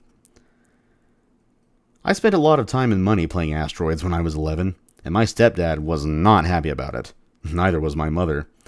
Eventually, he banned me from playing after school. I was supposed to come home and stay home. This made no sense to me. I was doing well in school and in my paper route. Why couldn't I spend an hour playing games while using my own money to do it? One time, I chose to disobey my stepdad and went to Round Table Pizza down the street. Most kids parked their bikes in front of the pizzeria, but I knew who I was up against, so I hid my bike in the back of the building, figuring if either my mom or stepdad drove by, they would never spot my bike. I was having a great time hanging out with my friends, and I was locked into a game of Asteroids, racking up points and earning extra lives. Then, out of nowhere, my face was smashed into the screen of the game. "What the hell?" I cried. It was my stepdad. He had driven by and decided to conduct a spot check. "Let's go, John. You are coming home. Now." Both sides of my head were throbbing. My stepdad grabbed the back of my head and pushed as hard as he could. It's a miracle the glass didn't crack. My face had borne most of the impact. I was hurt, furious, and humiliated. I didn't say a word. My hands rose to my face to brace for a bloody nose. He grabbed me by my shirt with both hands and pulled me away from the game and threw me ahead of him. I stumbled and walked out to his pickup truck and got in. He swung the truck around to the back, grabbed my bike, and threw it in the bed. It hit with an impact I knew was sure to damage it. 2 minutes later, we were home. Grandma Ann, who was visiting at the time, was sitting in the dining room. "I told you not to go to the arcade," he ranted. "I expressly said it was off limits. No more video games. You win anyway. You didn't give a shit. Now take off your glasses." I knew what he meant. My stepdad was a big man, 6'2" and muscular. As a kid, I didn't have his muscles, and I definitely didn't have his height. I'm 5'9". "I don't want to take off my glasses," I said to him. "Take them off now, or I'll take them off." I didn't say anything. I knew if I said no again that I'd provoke him. "I'm warning you." He was directly in front of me. Bigger, stronger, menacing. I pulled my glasses off. My stepfather punched me in the face. I went sprawling, knocked on my ass. I stood up as quickly as I could. My lip was bleeding and my jaw was sore. I refused to cry. I looked over at my grandmother, who was sitting calmly in a dining room chair. She had seen the entire exchange. "You got what you deserved," she said. Sure, I misbehaved, but I don't think a kid ever deserves a punch, especially from a man in his 40s. I bolted from the house that I was supposed to come home to straight after school, and went over to my friend Tommy's, not his real name. I couldn't believe what had just happened, or my grandmother's reaction. Then I remembered my mother telling me that her father had beaten her brothers. This was history repeating itself for my grandmother. I never told my mom, but I assumed she'd heard from my grandmother. Tommy greeted me at his front door. "What the hell happened to you?" "My stepdad found me at Round Table. He just punched me in the face." "Oh, man." We were an unofficial support group. His parents had beaten him far worse. His father once lifted him off the floor by his hair, and his stepmom once woke him up by smashing a frying pan in his face. Later, he'd spend many years of his adult life in mental institutions. We were grateful to have someone who understood, but He wasn't an entirely reliable friend either. A year later, he came over to my house after I collected my paper route money for the month, about $500. When he left, I noticed the money was gone. When I told my mom, she accused me of having blown it on arcade games. I couldn't believe she thought that. I owed that money to the paper route supervisors. It would have been like me stealing from myself. Mom, I owe this money to the delivery company. If I don't pay them, I don't have a job anymore. Why would I do that? She still didn't believe me, and neither did my stepfather. I wasn't surprised that John thought I'd stolen money, but I couldn't believe my mother doubted me. It was a horrible moment. I felt like my stepfather was poisoning my mother against me. It was bad enough that I knew a friend had ripped me off. Not having my mother trust me somehow felt worse. Adding insult to injury, I worked for free that month and had to take money out of my savings account to pay off the route. A lot had changed for me during this time, and looking back, I suppose I felt alone. This dynamic of distrust and scorn was a big part of my early teens. One of my most painful memories is overhearing a discussion between my parents when they talked about me. "He's a Romero," my mom sighed. "He's going to be a loser just like his dad." It felt like a punch to the chest. My heart sank. I know she said this in a moment of anger because she was mad at me. Deep down, I don't think she really believed it. I often wonder about the events that shape our lives. If my dad hadn't walked out on us, my mom would have never met John Schooneman, and we would have never moved to California, and if that hadn't happened, what was arguably the most important event in my life might never have occurred. It was a Saturday in the summer before my 12th birthday. My mother and my other great friend, Rob Lavlock, pulled up on their bikes and came to find me. They were breathless with excitement. "John, you've got to see this," Ralph said. "See what?" "A place where there are video games, and it doesn't cost any money. You can play for free." I looked at Rob. We were the same age, although he was a grade behind me at school. "It's true," he nodded. "No way." "For free," Ralph said again. "Sign me up." I immediately hopped on my bike and made the ride with Ralph and Rob to Sierra College. They led me to a big room with CRT computer monitors. I was a little in shock at first. When someone said video games, I automatically thought arcade, and I imagined playing game after game of Galaxian and Lunar Lander for free. As it turned out, that was a little too good to be true. This was the school's computer lab, although it didn't look like a laboratory to me. There were no test tubes or anything like that. Rob explained that his neighbor, Lenny Lipson, had told him about the lab, that it was a place where you could program computers. Lenny gave Rob his password to log into the system. Rob was a unique kid. He was super smart, and his family nurtured his interest in video games and computers, unlike mine. They were generous, well-to-do people. His dad was the chief of the Rockland Fire Department, and his mother was a homemaker. She was happy to drive us to arcades and give Rob money to play games. At the time, Monaco GP and Head On were new, and he played them a lot, trying to get further with each quarter. She must have spent hundreds of dollars on Rob's arcade game interest. His parents also bought a steady stream of home computers. Since we were great friends, I slept over at Rob's countless times and played hours and hours of games on his various systems over the years, the Magnavox Odyssey 2 and the Atari 800 computer. So while it might seem unlikely that an 11-year-old had wrangled a computer account password at a local college, it was totally in keeping with Rob's personality and connections. Like me, when it came to gaming, his enthusiasm and curiosity were infectious. Fortunately, the college students were happy to share their knowledge about computers and games. We walked around the lab the way we walked around a new arcade, gazing over people's shoulders at the screens. We watched students typing on keyboards that were connected to a giant computer in the next room. It was all fascinating to me. Eventually, we asked a student what he was doing. We learned the terminals were attached to something called a mainframe running Unix. He told us he was playing a game, but it looked unlike any game I'd ever seen. He typed his command and the game posted a response. One of the games, Hunt the Wumpus, involved going into caves to look for a monster. A question appeared on the screen, and the player chose the direction of their search. It wasn't a graphical game. Everything was left to the player's imagination. We sat at a terminal and logged in with Lenny's password, and we figured out how to access Hunt the Wumpus. It was challenging in its way, a logic game that forced you to explore a series of caves. It wasn't that scary, I guess, but it was still cool. Not everyone was playing games in the lab. One student explained to us that he was writing code for a programming assignment. What's programming? That's how you tell the computer what to do. Like how you make these games, you have to speak its language. It's called programming. You mean you can make your own games? Sure. These games are written in a language called BASIC. You have to give each line a number and format commands correctly and in order so that the program understands what you want to do. What should show up on the screen and what it should do with the user input. That was all I needed to hear. Not only could I play games, I could make my own, right in this room. Now, all I needed to do was learn BASIC. I started writing down commands I saw on people's screens. Print. Input. Go to. Then I went over to my terminal and wrote the same thing. I was nervous, though. I was scared someone would complain about annoying kids in the lab. Instead, someone took pity on me and gave me a book that had been left in the lab, an HP BASIC book. It was a godsend. I looked up what I needed to know and experimented with new commands.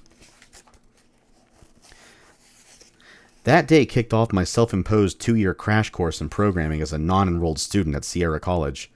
Rob and I were devoted novices, preteen apprentices to the Unix computing system. Every Saturday we biked to the campus and spent hours watching students, reading whatever guides and manuals we found. When we discovered that one computer gamer showed up at 7 a.m. on Saturdays to play Colossal Cave Adventure, supposedly the coolest game ever, we got there at the same time to sit and watch the action. Gaming today is light years ahead of Colossal Cave Adventure, but to give you an example, here's how this funny, irreverent game introduced itself. Somewhere nearby is a colossal cave where others have found fortunes in treasure and gold, though it is rumored that some who enter are never seen again.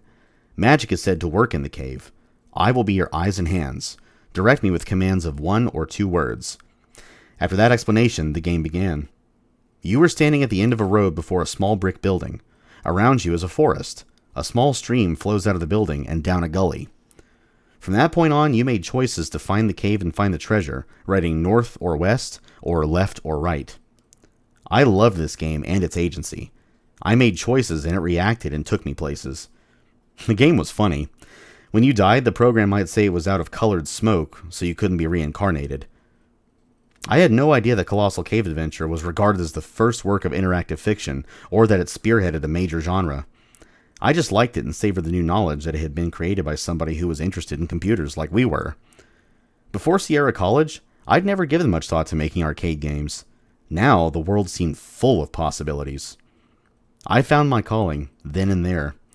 It was all I cared about, all I wanted to learn, and all I wanted to do. I thought about code when I woke up and fell asleep committing commands to memory. Go sub and return, for and next, if and else, end. Ralph never expressed much interest in learning to code, but Rob was an instrumental ally. We had knowledge races, competing to see who could learn more about programming faster. When I built my first game in BASIC, a simple game in which you explored a few rooms, I showed it to Rob. He was the only one. I didn't want to bother anybody in the lab or call attention to myself or Rob. That's why getting that HP BASIC book was a huge relief. I needed to keep access to the lab, and going around asking students to look at my games or to teach me could hinder that access. I think it is likely that my thirst to absorb everything about BASIC propelled the onset of my hyperthymesia, or made me and others aware of it. I was obsessed with retaining everything I had learned, and so I compulsively repeated the things in my mind. There was no internet to look things up. There were precious few books, and I didn't have the money to buy them anyway. So necessity was the mother of retention. I took notes. I read whatever handouts and books people had in the lab, and I tried diligently to remember everything I encountered. Absolutely everything. Chapter 5. AJR. The arcade incident left my stepfather less trusting, and for a brief period he insisted we accompany him whenever he took my mom bowling. One week, right before I turned 13, we went to the Foothills Bowl. This was probably the best alley in the area. It was clean, and it had floor-to-ceiling windows overlooking the pines, a real Northern California touch. As always, the view that interested me was the alley's arcade area. My stepfather's periodic ban on games didn't apply if I played games when they were bowling, so long as I paid for them myself. There were pinball machines and several arcade games, including Battlezone, Space Invaders, Crazy Climber, and Asteroids. On this visit, there was something new at the front of the arcade, a single Pac-Man machine. I didn't have any money, but I walked over to see the new game. It reeled me in and mesmerized me. I was spellbound. First, the game exploded with color and sound. Until Pac-Man, all arcade games were black and white, except for Galaxian, or they had one color. The non-white color of these games, like the colored rings of Star Castle or the multicolor Breakout, was nothing more than a tinted film overlay placed on the plastic or glass screen. As for Pac-Man's soundtrack, I thought it was fantastic.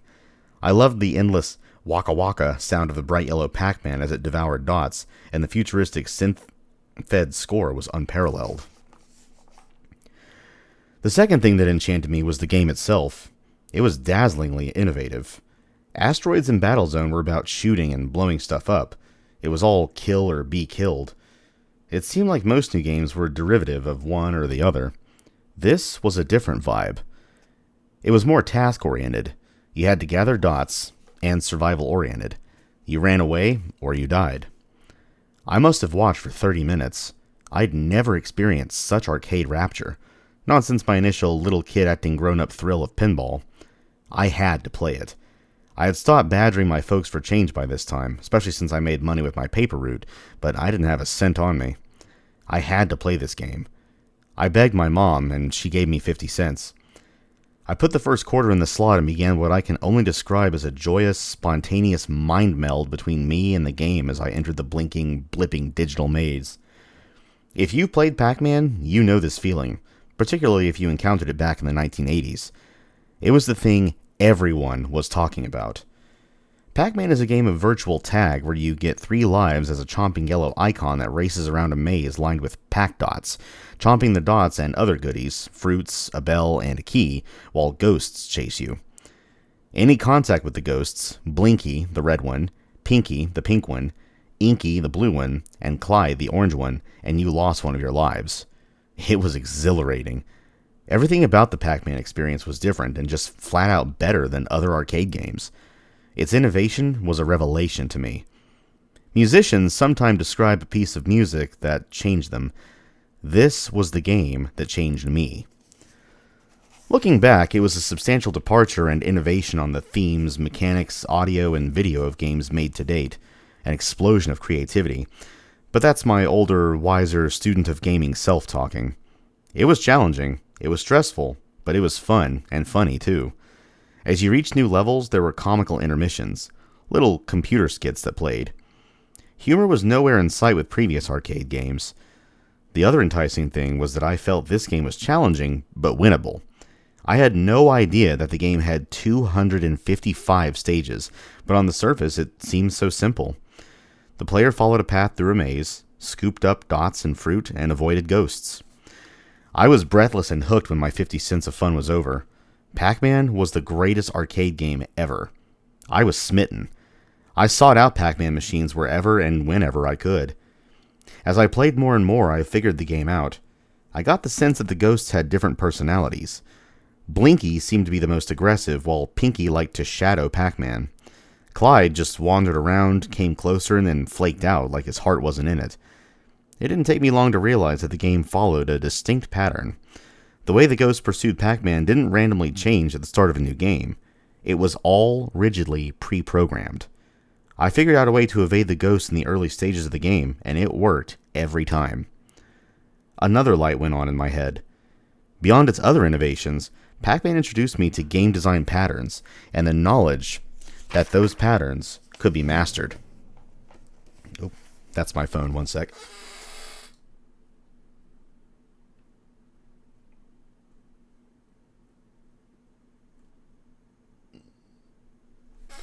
Do not disturb. Let me make sure my Discord is also muted. Probably should have checked this before I started, but hey, you know. It is what it is and all that. Anyway. Seeing a pattern in a Pac-Man made me aware of design patterns in other games, and I was as determined to commit them to memory as I had been to commit code. I spent hundreds of dollars mastering Pac-Man, and after a while I committed the opening moves to memory. Eventually, I had it down so that I didn't even have to look at the screen to get through the game's first 2 stages. I looked at my friends and had conversations while my Pac-Man feasted on dots and evaded the ghosts. It was my impressive party trick. Well, for the first 2 stages. At my best, 1 quarter could take me deep into the game, and I reached screen 26. The special item on every stage for 13 was a key worth 5,000 points. I must have spent hours playing the game to get to that stage. Then, I faltered. I didn't have the full pattern yet. However, after spending hundreds of dollars on the game, my initials were on the top of every Pac-Man machine in the Rockland area. AJR, for Alfonso John Romero. I wasn't the only one who couldn't get enough of Pac-Man. It was a national craze. A pop song called Pac-Man Fever documented the obsession. The singer crooned that the game was driving me crazy. He didn't have a lot of money, but he had a callus on his finger and was determined to eat up the dots. The song hit number 9 on the Billboard Hot 100 chart by March of 1982. My stepfather was not impressed by the game. He continued to see all arcade games as a waste of time, and he and my mother tried to restrict my gaming. The negativity was a challenge to counteract. It wasn't just the conflict. It was, I realize now, cognitive dissonance. These games were absorbing, challenging, and fun. I wanted to learn everything about them and to make my own games. In them, I saw my future. Even at age 12, I was sure there was an upside to arcade games that my parents couldn't see. I realized that Pac-Man was a computer game, and the connection between it and the code I was learning at the Sierra College Computer Lab were evident to me. That isn't to say I knew about graphical interfaces or the language I need to learn to render images on a computer screen, but I knew that computers both allowed you to create games and to play them. I didn't know much about how the world worked, and neither, in a way, did my parents, who were middle-class pragmatists, not dreamers, but I had this idea that you could get work in computers. Just from being at the computer lab in Sierra, I knew you could study computers, teach computers, write books about them, and build programs. I made a connection. That the games I saw at Sierra College, such as Colossal Cave and other text adventures, were stage 1, and Pac-Man and these other arcade games were many stages beyond. I had no idea what programming wizardry was required to make Pac-Man, but I knew that whatever it was could be learned, and I was determined to learn it. My desire to learn became all-consuming.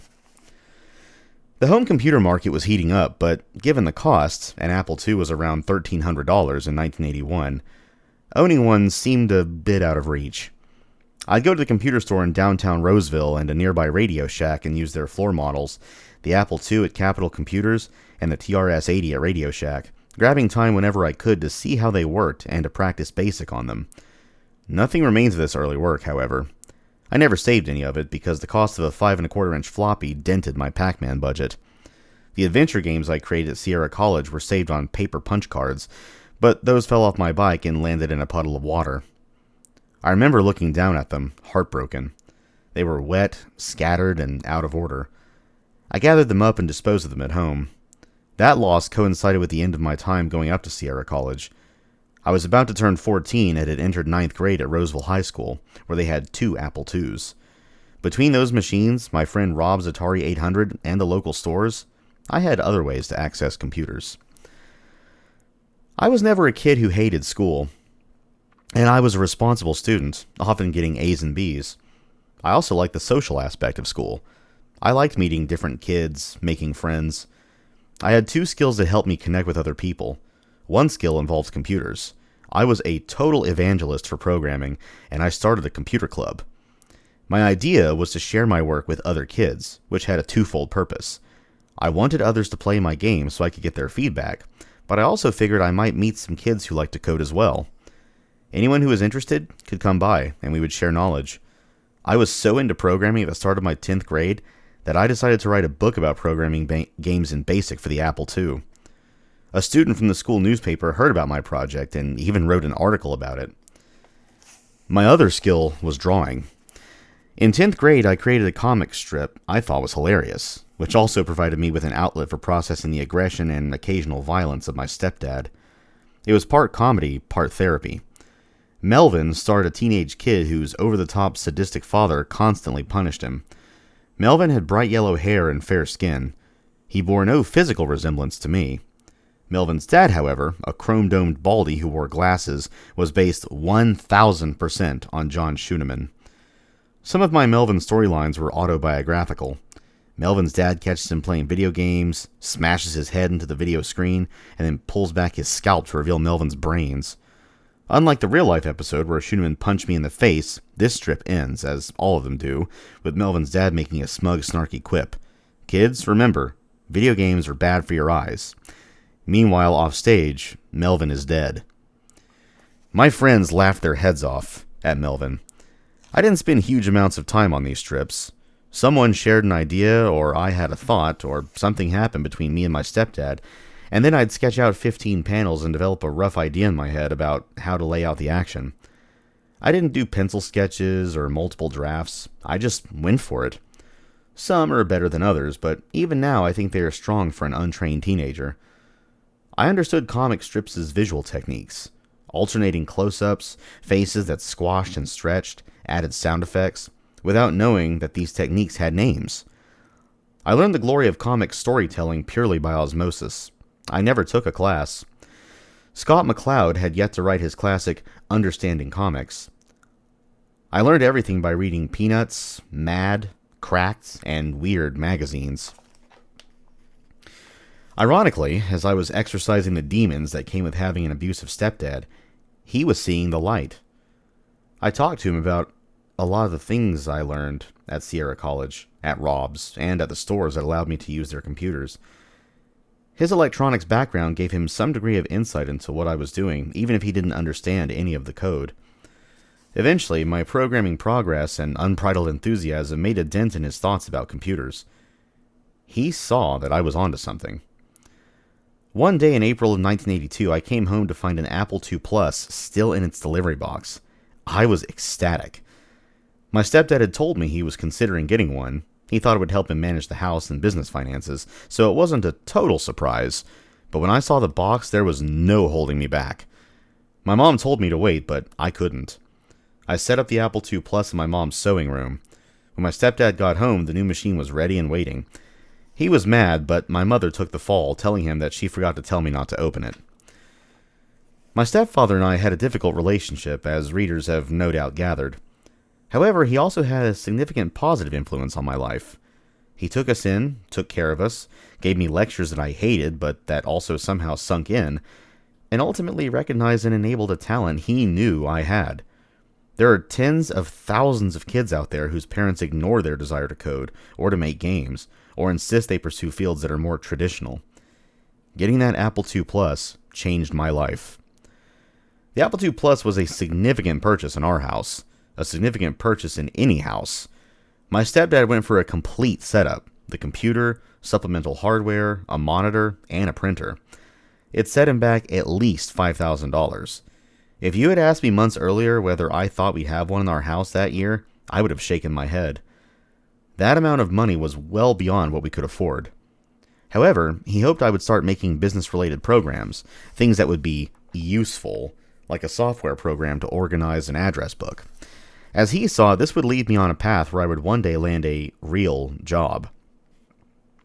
Games were still not part of the equation for him, but they were the end game for me.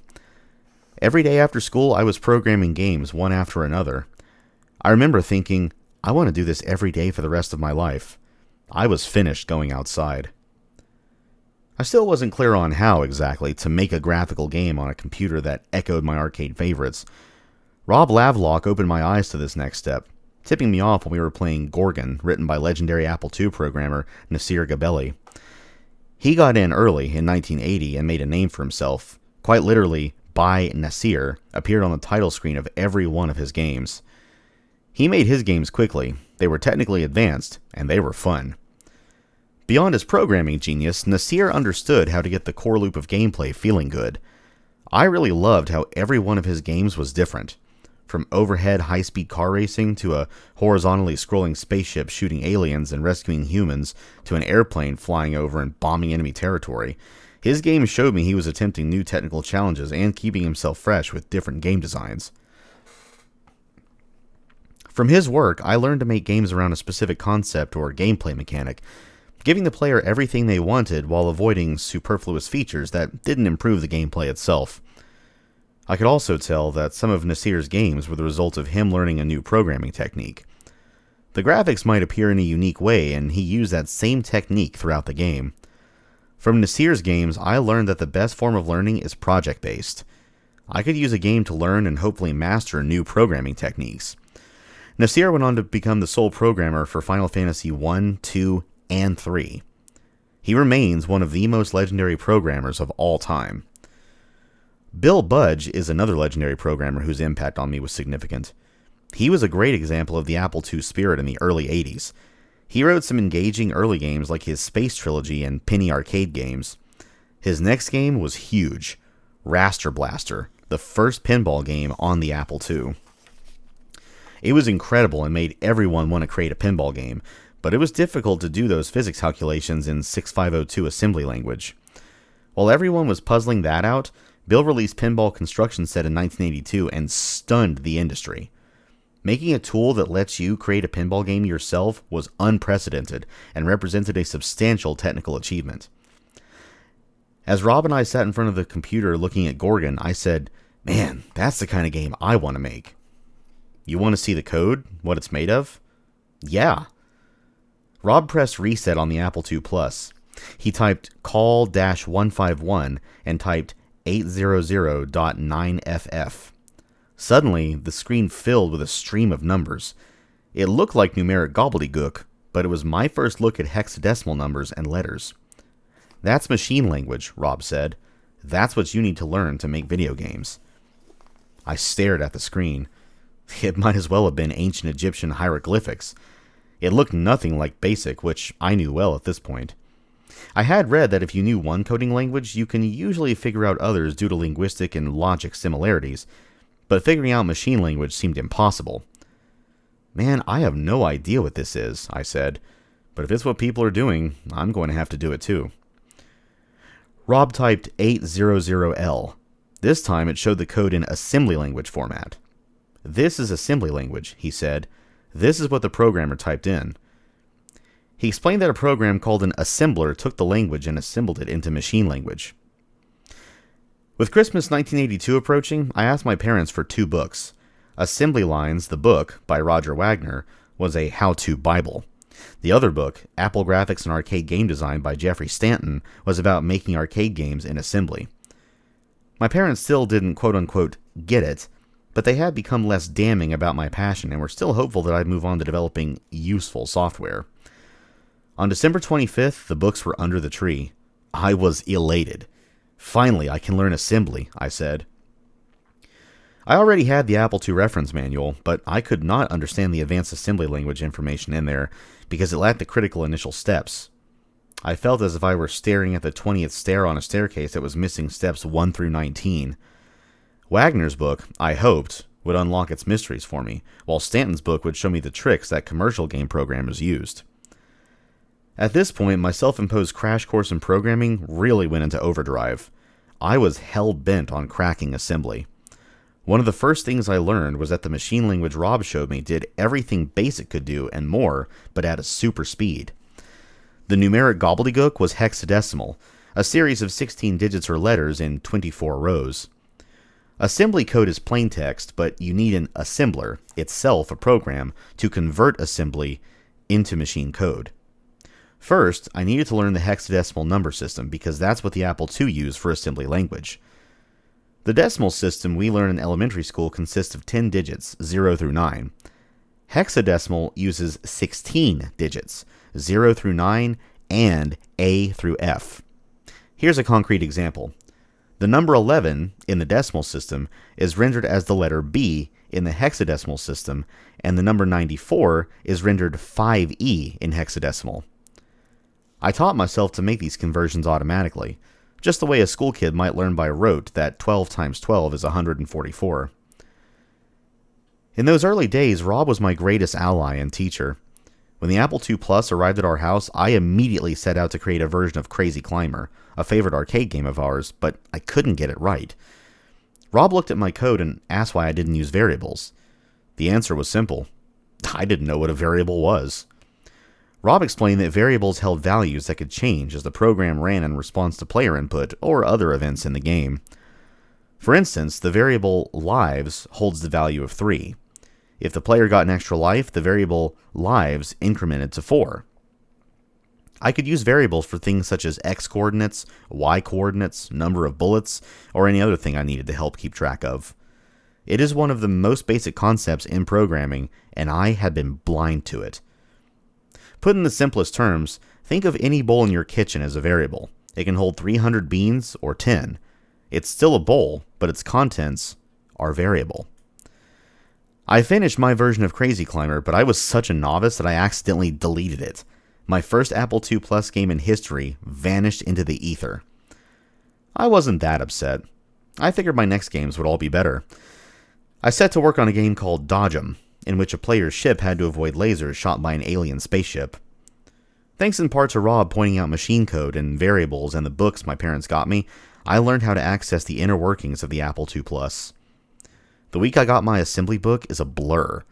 My mind was constantly whirling and processing as I explored the Apple II Plus, the code that drove the machine, and processing as I explored the and the code I could run on it. The Apple II Plus and other early home computers were fully knowable machines.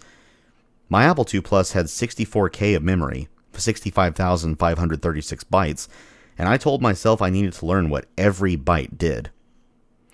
The top 25% of memory was devoted to read-only memory, or ROM, which contained the programs that defined how the Apple II Plus worked.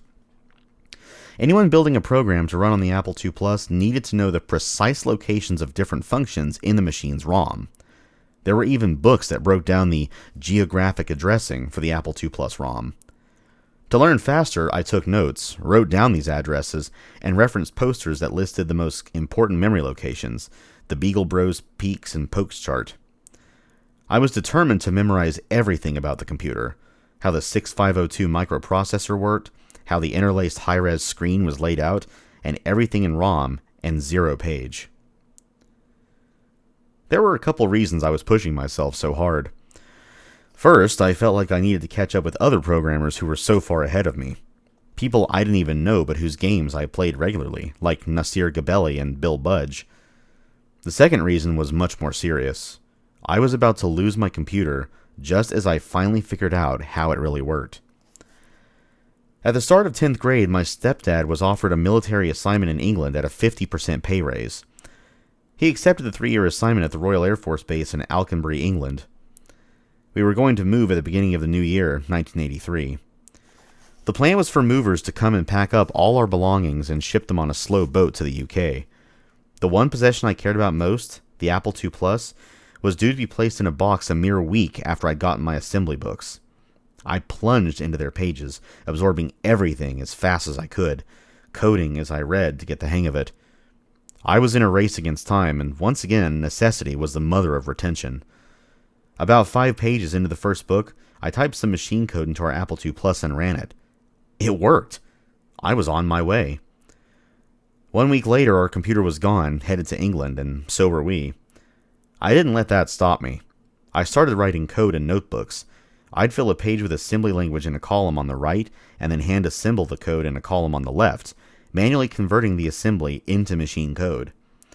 Then, I would find an Apple II Plus somewhere to type the hexadecimal machine code in to see if the program ran correctly. It was a laborious process, but I was learning and polishing my skills. I thought only of code.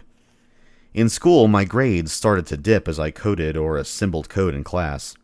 If we had a test, whatever I happened to remember went on the paper, but what I cared about, the only thing I cared about, was code. Before we set off for England, we drove to Tucson to say goodbye to family. On the way, we stopped by the San Diego headquarters of Beagle Bros, a company that sold discs that contained a mix of programmers' utility programs and, sometimes, games. I say headquarters, but Beagle Bros existed in a home office in the house of its founder, Bert Kersey. It was a huge thrill for me to meet him. He was a rock star in my eyes. Beagle Bros programs and manuals always had a sense of humor about them, and it was perfectly in keeping with that when we stepped up to the front door and saw a sign beneath the door buzzer, "Press once for trapdoor, twice for doorbell." The rest of the house had quirks too, including a table with roller skates on its legs, which I thought was great. That visit was inspiring, not least because it showed my parents were warming even more to my zest for computers. A year later, I devised a program that claimed to take your pulse when you touched the spacebar. It was a prank program, obviously, written in 2 lines for Uncle Louie's perpetual 2-liner contest. I mailed the game from England as an entry to the contest, and Bird included it on a 1983 release called Silicon Salad. It was my first published program. The Royal Air Force Base in Alconbury, England, is in Cambridgeshire, 60 miles north of London. There was a huge community of American military in the area, and we lived in a house about a 30-minute drive from the 1,000-acre base. I covered the walls of my bedroom in computer game ads I cut out of magazines. Since I transferred in the middle of the school year, I met with a guidance counselor at Alconbury Middle High School, which was an all-American school the Department of Defense Education Activity operated. The guidance counselor told me the school offered an introductory basic class. I know basic, I said, but I'd still love to take the class. It seemed preferable to taking physical education.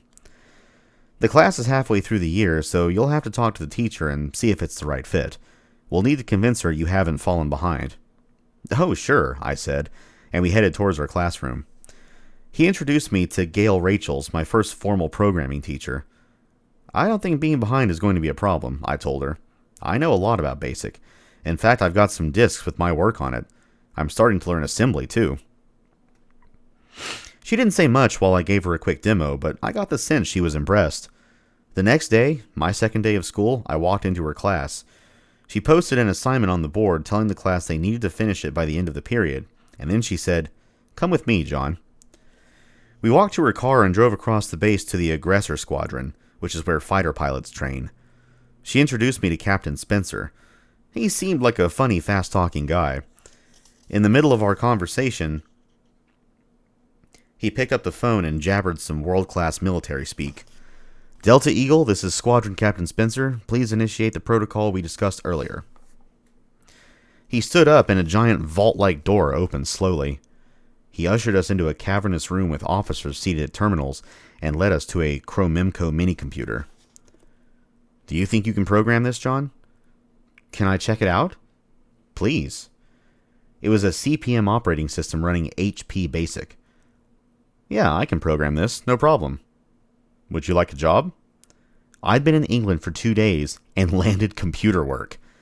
Yeah, that would be awesome. At the age of 15, I started programming for the U.S. Air Force. Captain Spencer was high-octane like Tom Cruise in Top Gun. He told me that he'd met my teacher at the bar at the officers' club, and she told him about this whiz kid who was going to be impossible to teach. My stepfather talked to Captain Spencer and made sure I wasn't working with any classified information, just placeholder data. He was worried that I might be kidnapped and wanted to be sure I didn't access anything important. That might sound a little over the top, but my stepdad was, in his way, on the front lines of the Cold War, retrieving and monitoring surveillance operations behind the Iron Curtain. Captain Spencer arranged for me to work after school and over the summer. In 1983, the average adult had no real idea about computers. I was so far ahead of the curve that I wasn't just a novelty, I was an in-demand rarity. At the time, I wasn't really aware of this. My eye was on the coders who were ahead of me. I suppose a university town like Cambridge had its fair share of computer-knowledgeable people, but in Alconbury, I was the only real programmer around. Soon after the family Apple II Plus arrived, my stepdad asked me to create report forms. So I made a program for him. I was happy to code, happy to have my Apple II Plus, and he was happy to have the forms he needed. I started to make game after game after game. With each completed project, I put the code and a disk in a letter and submitted my work to programming magazines like Apple Only Nibble and Insider. The first few months, I was rewarded with nothing but rejections, but I was determined, and eventually Insider bought my maze game Scout Search for $100. In it, players take the role of a scoutmaster charged with gathering their lost scouts before a rampaging grizzly bear finds them. I was incredibly proud, and it fed my confidence. I was a professional programmer and game designer. Nobody could take that away from me. A magazine called A+ announced programming competition. Each month, from June to December, they planned to choose and publish a winning program submitted by readers. I got to work and sent them a side-scrolling shooter game called Cavern Crusader. I felt so good about it, I actually told them I was going to win the competition. Looking back, I can't believe I did this. But sure enough, Cavern Crusader was picked for the December issue, and I got $500 for my work. I'd made money, real money, with one of my video games. Aside from my computer obsession, I was a regular teen. I had always liked music, and I found myself gravitating to loud guitars. Although I looked squeaky clean, I was listening to heavy metal and debating the finer riffs of Motley Crue, Dokken, Iron Maiden, Black Sabbath, and Judas Priest. Unlike a lot of music-loving teens, I really wasn't into the rebellious let's get wasted side of the music scene. I experimented with booze exactly once back in Rockland when I was 13. Rob was over and my stepdad was away in Asia. We were up late watching movies when I decided it would be a great idea to sample every bottle of booze in the liquor cabinet. I passed out and woke up feeling horrible. It was a lesson learned. My mom didn't even have to lecture me. I had zero interest in booze after that. I loved the visceral experience of the sound of metal. It charged me up, and although I looked middle of the road, I liked the theatrical, badass look of metal bands.